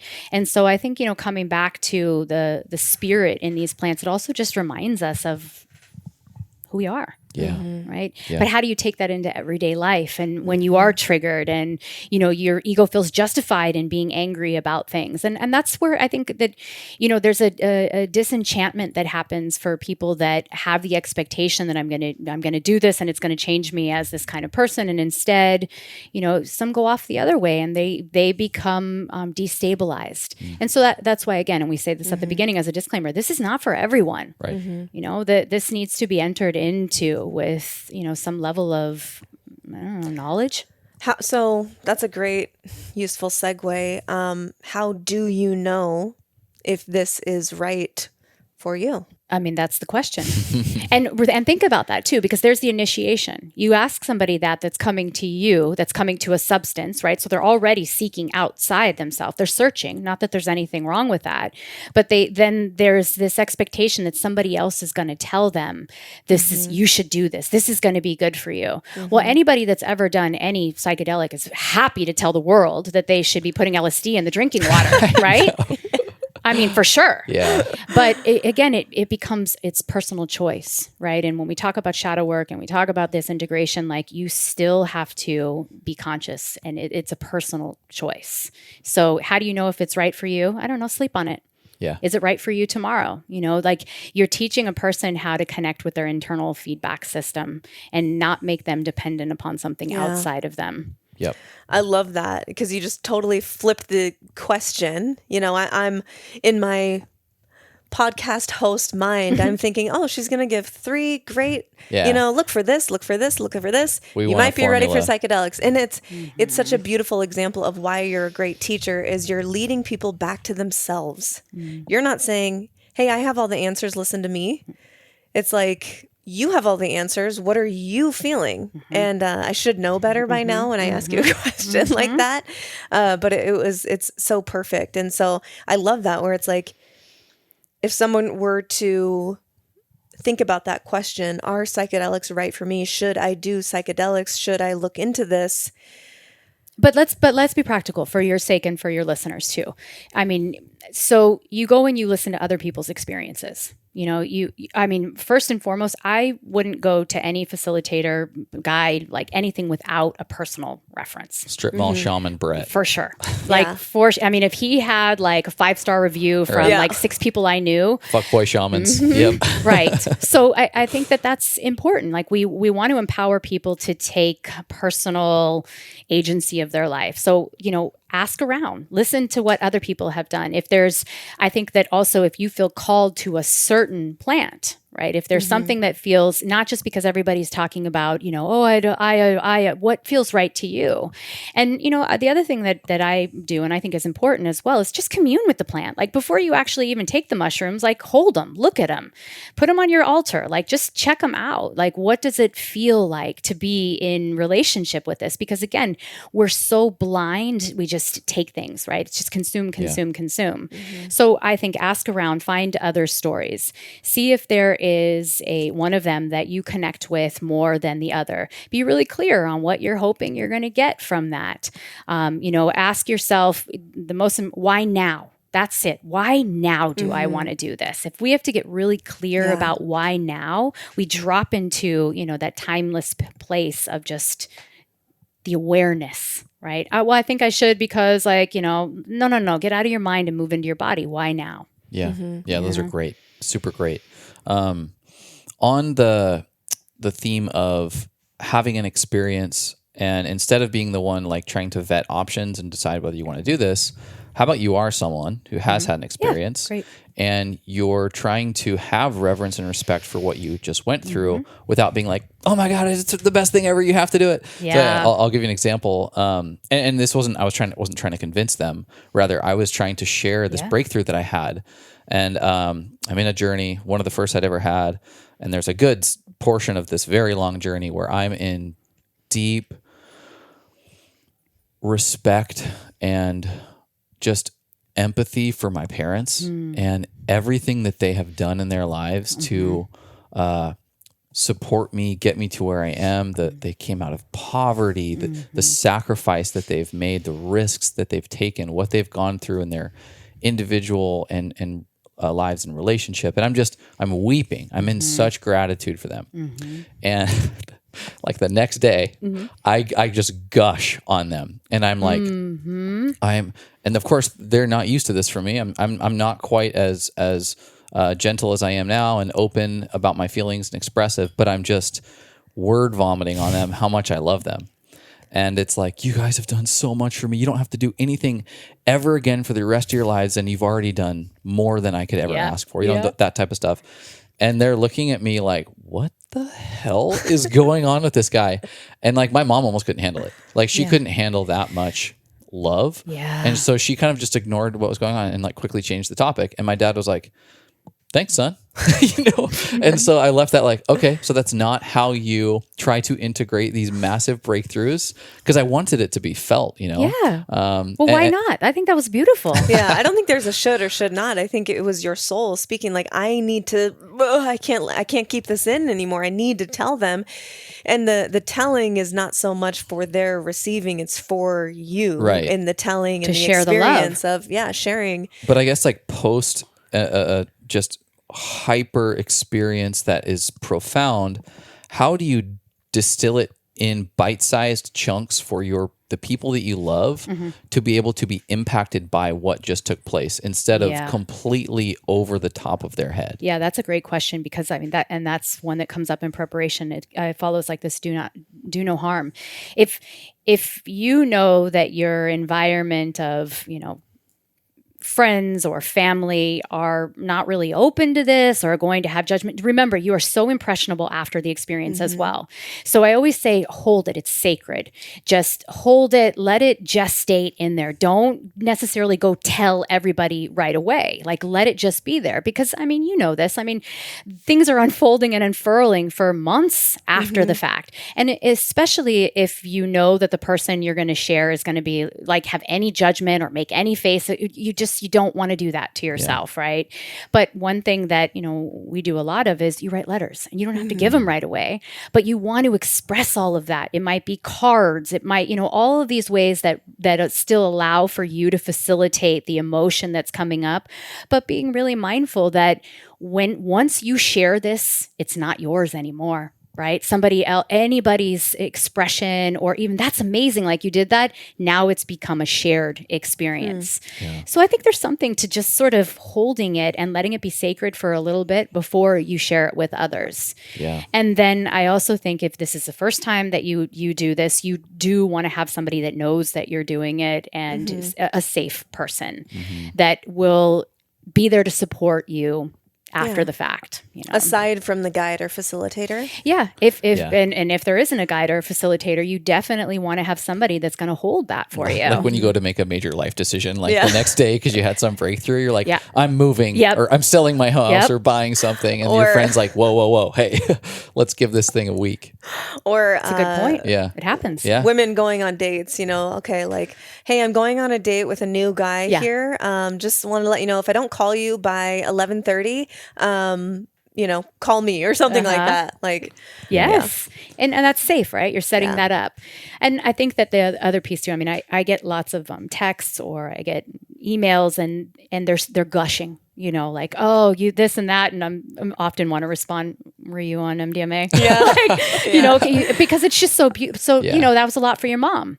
And the other thing too, is that when something's coming at you like that, it's the energy, and we don't always know how to respond. And so just be careful with who you're sharing all of your profound experience with. And then if you decide that you want to share it, maybe it's more helpful to give it in little pieces, sound bites, little like capsules, rather than a fire hose. Maybe just a little capsule here and there, and you can. Then it might be more, received better from the person who's hearing it, and then the shared experience is still positive. Where if they didn't respond the way that you're thinking that they're going to respond, and they're like, oh, and you're like, that's it. It's like comes back to expectation, right? But if you just give them a little sound bite or a little bit, and really, when it's felt is the consistent integration and application of what you've learned into your life for years, and they're able to see, wow, something has changed. Yes. Exactly. And I think, coming back to that point too, that, when people are working with this and they do have profound changes, we want others to feel good too. And so we share. And this is where people are getting very curious now, is that it's moving from this being some sort of like psychedelic experience to being a healing experience or, self-development or self-awareness. So it's piquing our curiosity from a different place. And it's, I personally think everybody's going to try something at some point, to have this experience. It's part of our human nature. I mean, you watch little kids on the playground, they go round and round. Why do you think they spin round and round? They're getting high. Right? Baby. First that's experience. What I'm saying. Like, hey, you want to know what it's like? Take 45 minutes and breathe in and out as fast as you can. And that's about as close to a mushroom experience as anything else. Like, you'll blast off. There's at least one more thing I want to talk about. And I'm curious to hear your thoughts. We've mentioned spirits, spirits of the plants. We've mentioned a spiritual dimension that potentially we interact with in these sessions or these journeys.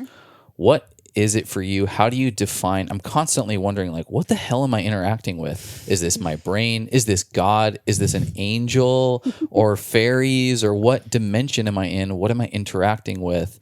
And I don't personally care. It doesn't keep me up at night. I just let it happen. But I'm also curious from somebody who's well-versed in Jungian psychology and archetype and symbols and numerology and anything esoteric, really. What are we interacting with? Because some people are very like, this is the demon realm and this is the angel realm and the astral. And I'm just always like, what the fuck? I don't know any of this stuff, but I'm having an interaction with something that seems more than just like my brain.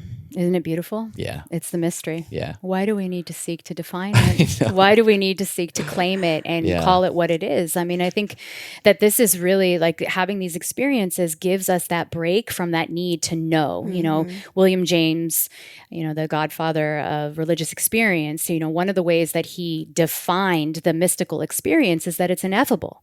And And if it's ineffable, like it transcends the ability to be able to explain it. And when we can't explain it, we become rapidly aware of what's happening and we engage in it.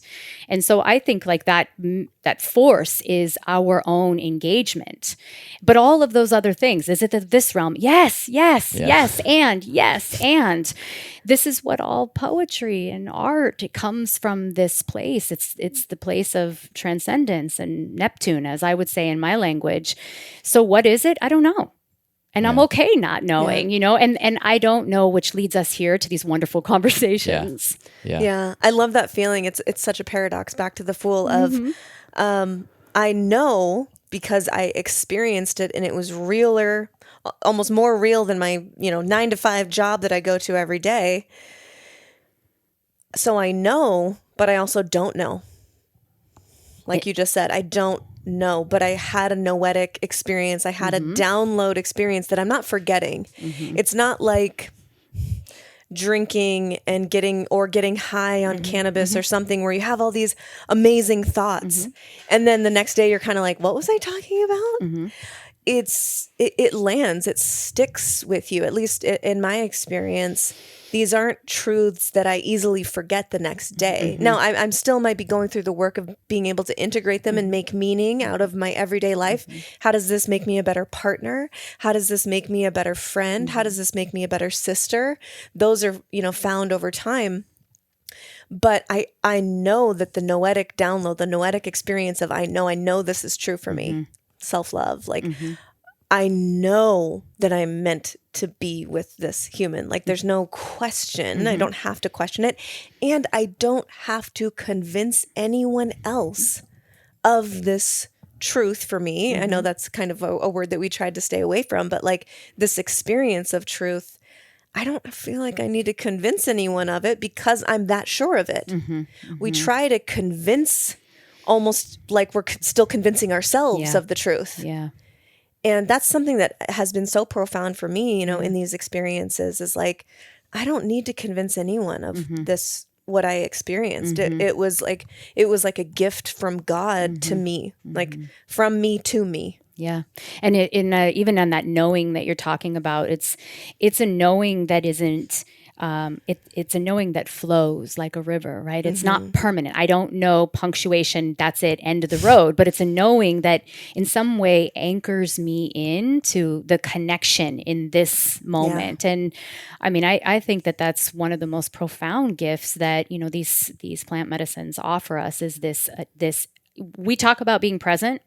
We have no idea what being present is until you are so incredibly present in that moment. And I think when we're in that state of presence, we don't seek to need to quantify and qualify things. We just want to experience, right? It's about the dance. It is. And it's about the engagement. Yeah. And it makes me think of, what Terrence McKenna would talk about, in the sense that this is why they've been demonized and made illegal, is because of the empowering nature of having these experiences and being able to take autonomy and authority of your own life back into the way that you live. What do you think? And spirituality, because of what think about our spirituality has been given to us through the form of religion, right? Given to us through the form of, nowadays, consumerism, right? But this is access to. Right. What is? It's all of it. It's law is here. It's politics. It's your country. Health is through science and scientism, and connection to God is through religion. Do you think that, let's just say, the powers that be loosely are aware of the power of these types of substances and thus concerned with keeping them from the people? That's a whole nother podcast, right? Now we're talking about conspiracy and such. We can just flirt with it on this one. Well, and that's what it is. Like, I try to be measured in my conspiracy approaches to things, and right. I have to wonder why something that is so sacred and so available. And again, think about, these in particular, with mushrooms, they treat the whole organism.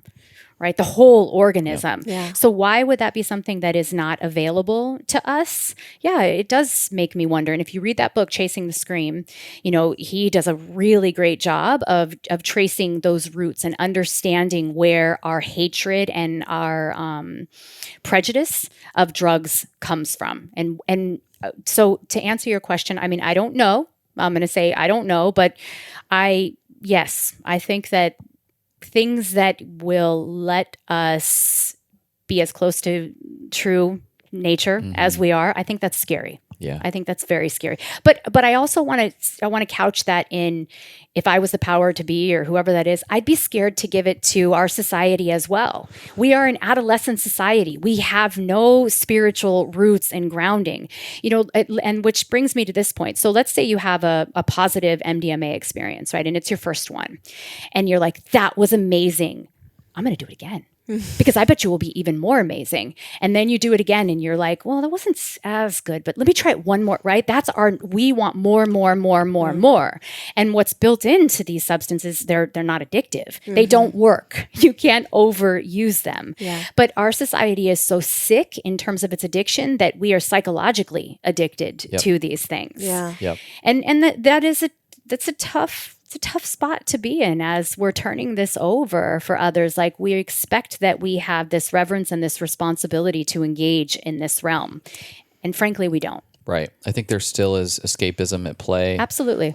It's still getting high to a certain degree if that's how you choose to partake. And even something like MDMA, it's a flood of serotonin. And if you exhaust that capacity for your own body to produce serotonin through something like a substance, you'll begin to, like, quite literally forget how to find fulfillment in your daily life and be significantly more susceptible to depression. So these things have your neural pathways, the sensitivity of these things, if you're taking mushrooms consistently and constantly, will now dull real life. And so these things are, we've got a great fitness expert I've looked up to for a long time as he's educated around this. He looks at it in the same way that he does a very intense event. He's a big Spartan racer, marathon runner. He's like, I prepare psychologically, physically for a journey Exactly. in the same way I would a marathon. Exactly. Yeah. And it feels like that much work on my system. Which also means I'm not doing a marathon every weekend. Yeah. You know?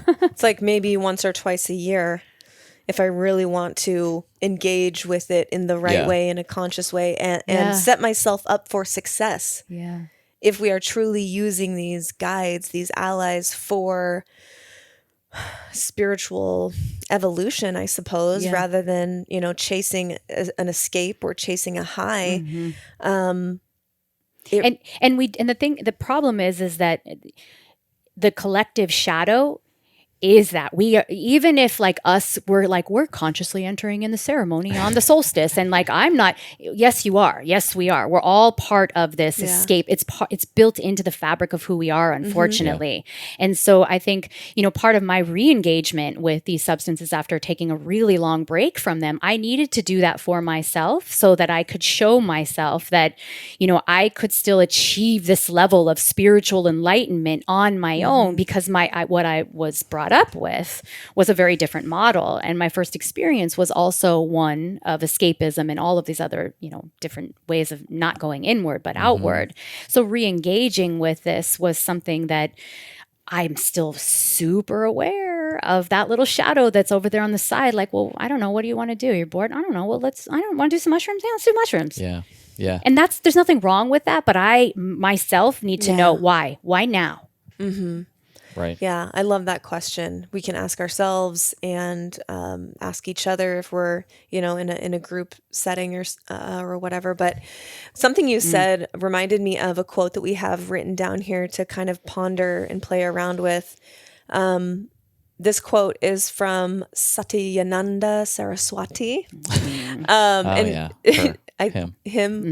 They say, psychedelics allow us to taste the beyond, but do not make us masters of the transcendental. So good. It's like the same thing. The map is not the territory. Yeah. We seek to have all these truths, to know all these, to have access to all of that. But then for what? Then there's the fool. Then is the actual journey. Yep.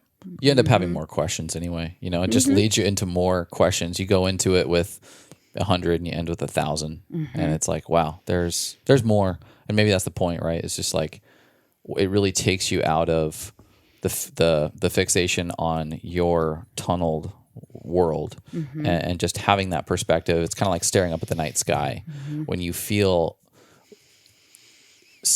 completely tiny yet still significant. Yeah. And that's a really beautiful feeling. That is the best feeling. It's that infinite. I had that experience sitting in the Grand Canyon, looking out and thinking about what created this Grand Canyon and how small I am in the scope of that. But then also like I am as big as everything else here. Yeah. And that is like that paradox. I think that when, especially when you're really at that peak, having a psychedelic experience, it's this openness where, they call it the ego death, but you lose sense of your physicality and you are one with everything. Yeah. That's really hard to then like do that in your everyday life. But how do you do it? Right? And so the integration work that I'm doing is how do you make what is infinite? How do you make that something that is accessible? How do you create magic in your everyday life that makes you feel like you're part of it? We keep trying to go back to like that mystery. And if we become dependent upon something outside of ourselves, then we miss the fucking point. Yeah. These generate something from within because it's all within. Yeah. Beautifully said. I think that's maybe a great place that I want to tug on that a little deeper. And I think this would be a great place to kind of tie this all into a bow, is talking about this. We've mentioned it a few times, integration and integrating it. If we could distill it down, which I know is probably a whole podcast in and of itself.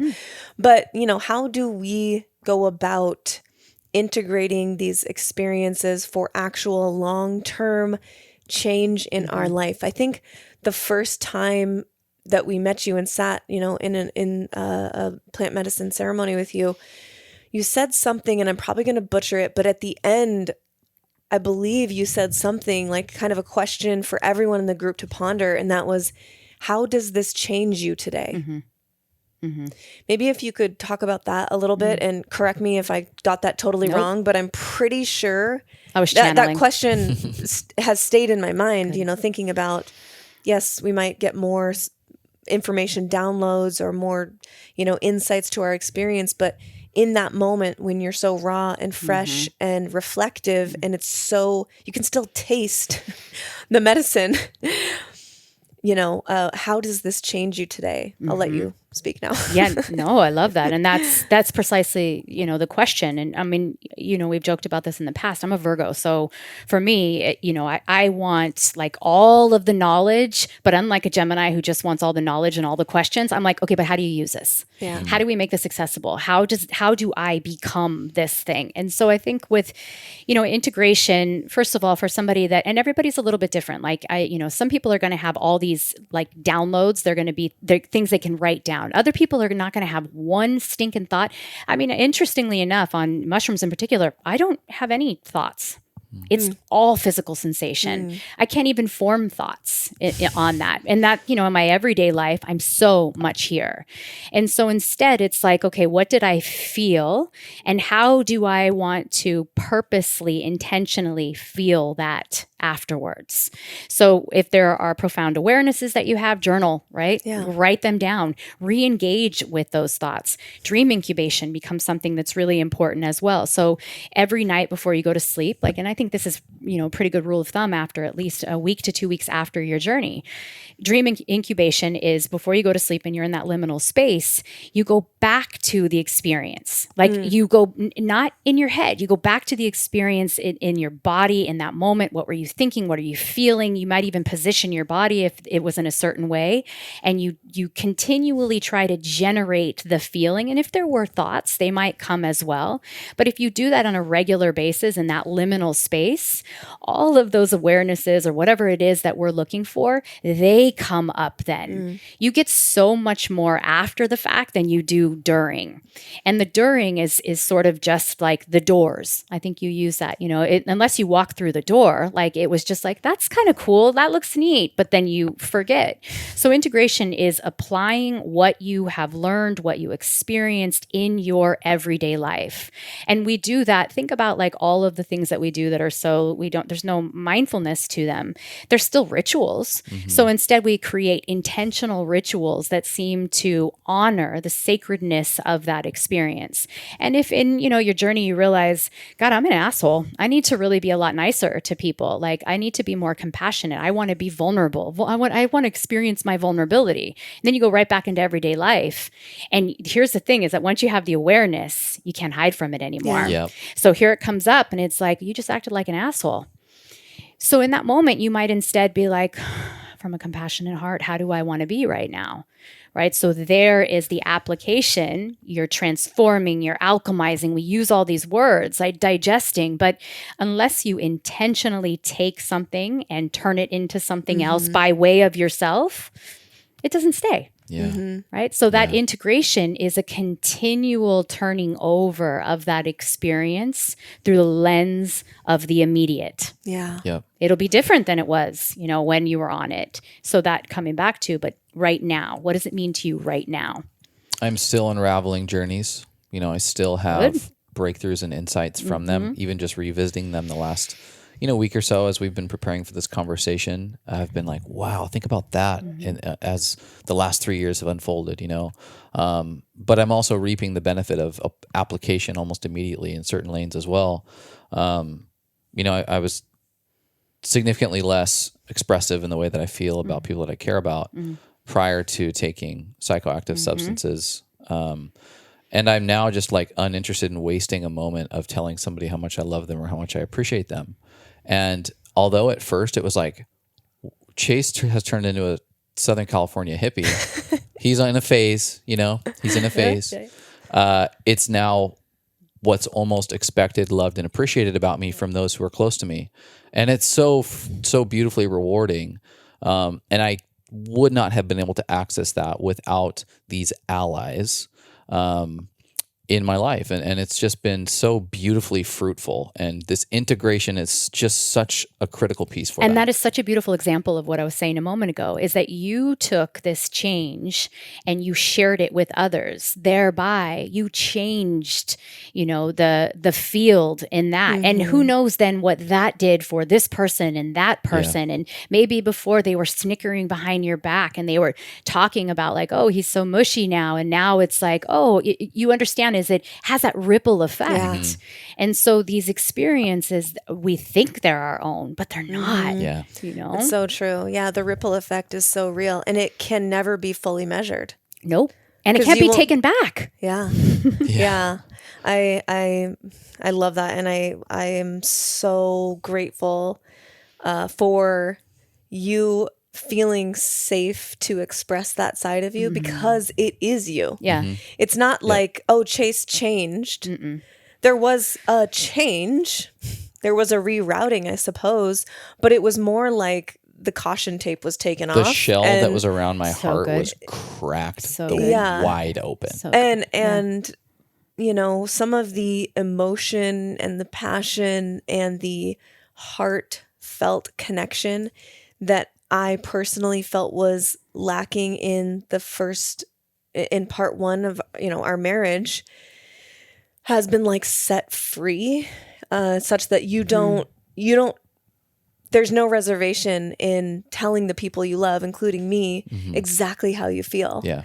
Where previously I think that there was, even though it was fully felt by you, it maybe wasn't communicated in the same way. So yeah, I have felt definitely the ripple of that. And I'm so grateful that you feel safe in showing that side of you. It's because it's freaking beautiful. And I get to reap the benefits of it every single day. And I think what you said to him just now too, it's not that you didn't change, like you became you became a more of a version of yourself, right? Yeah. And that's what I think over and over, these bring us back home. Yeah. Just home to who we are. That's why the however profound it is what we get, it also, there's a familiarity to it. Like, oh yeah. Yeah. Yeah. It's like, I get it. Of course. Yeah. It's like the of course feeling. Yeah. It's mushy love. Mushy love.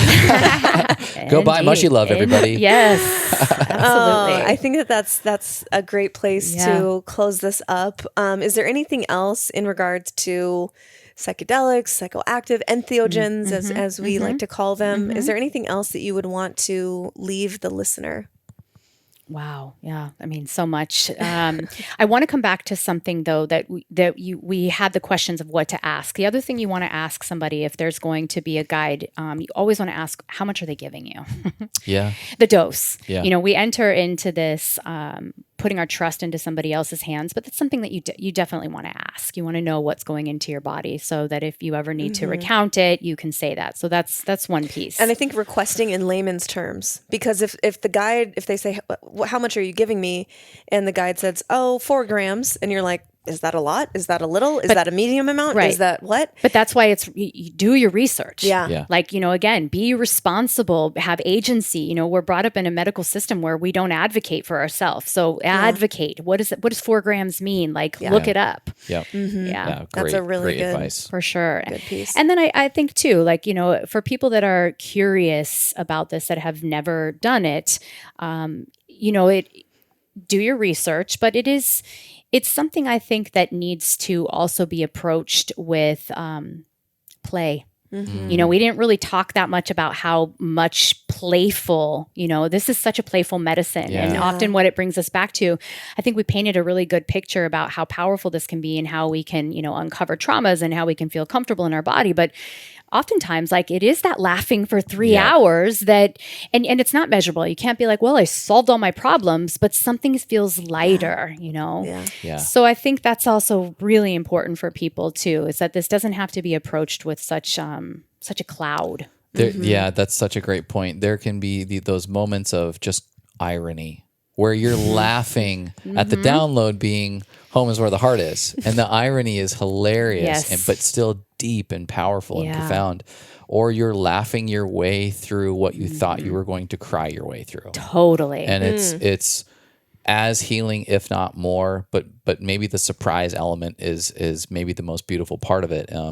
I've definitely had that, just giggling uncontrollably. I love that. That's such a great way to put it. Like, laughing your way through something you thought you were going to cry your way through. Yeah. Yeah. It's still emoting, right? So good. Like those big emotions, crying and laughing. Yeah, it's are a so release. Exactly. Yeah. It's so cathartic. So I Yeah. think that's also really an important piece. And then also, if you are going to procure your own medicine, you want to do that from a reliable source. Yeah. You always want to know, they have for MDMA and other things. What am I thinking, Chase? You can buy little kits to test things. I think that's important if you're entering in this on your own. Just advocacy.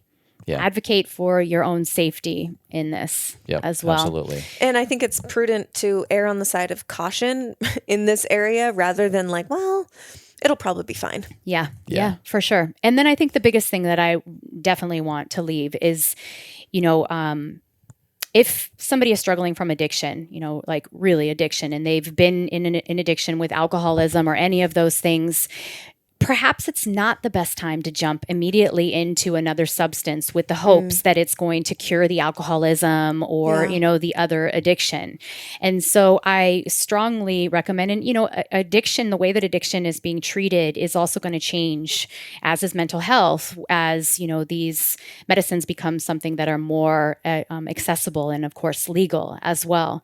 And so treating one illness with another medicine might not always be the best route. And so I really encourage people that are struggling with addiction to get help, like unbiased, impartial help with that, and not jump into anything without, knowing. Yeah, that's really good. Yeah. Really good advice. Because for some, it might not be an option, and you might just have to accept that and instead drink some Blue Lotus tea. There you go. Yeah. Yes. Well, before we ask you our last question, where can people find you, work with you? Every episode we have with you, every conversation we have with you, I inevitably get people that are like, "Oh my gosh, I need to talk to her. I need to call her. I need to contact her in some way." Where can people do that? How do you work with people? people can find me on Instagram, Adrienne Soul Sessions. You'll put all my information in the notes. I work with people remotely. I work with people in person. I am taking a little bit of a break right now from doing a lot of client work. I'm doing a lot of shadow work with people and integration as part of the shadow work, but people can find me and have access to me. It's pretty easy in that way. And then what was the other question you asked me? Basically, I just wanted to give people kind of a brief explanation of, how would they work with you, not the means of contacting you, but like, what do I offer? Yeah. Well, of course, the astrology and tarot, like my favorite systems, I offer that. But in regards to this, if somebody's had a psychedelic experience, doesn't matter how long ago it was, and there's still material that you want to integrate, there's something that you want to explore, either from a mythopoetic place, archetypally, or there was something that was really, really scared you or anything, you can work with me in that capacity. I mean, I love helping people understand, their experiences. And as you have noted many times, I don't have the answer, but I am a hall of mirrors and I will help you better understand yourself. I'm going to steal that description of you. Yeah. Adrienne is a hall of mirrors. She will right? continue to reflect 100%. yourself back to you, which is beautiful and full of love, but it also puts your bullshit right in front of your face. Exactly. Yeah. Yeah. Exactly. And that, that's what we want, is we want to integrate our bullshit in a loving way so that, we can become our own jesters, just like, haha, you're so smart. Yeah. Yeah, right. Yeah. Full circle back to the fool. Yes. All right. Last question. What feels like medicine for you currently? However you want to receive that question. What feels like medicine?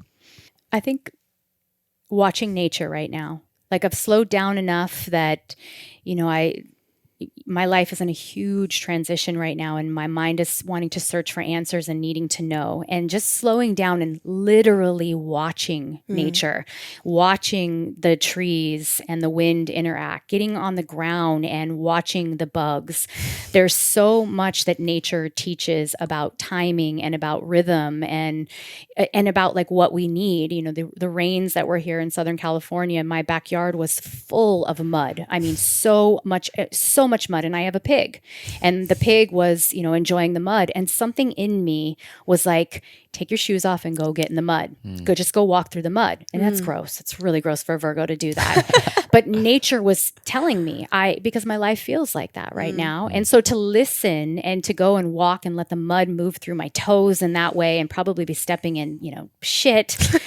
But that's the medicine right now. Yeah. I don't have the answers, but I'm just trusting, right? And nature teaches me that. Beautiful. Yeah. We love you so much. Thank you, so dear, much. dear friend and mentor. You are so welcome. This has been beautiful. Thank you. Yeah.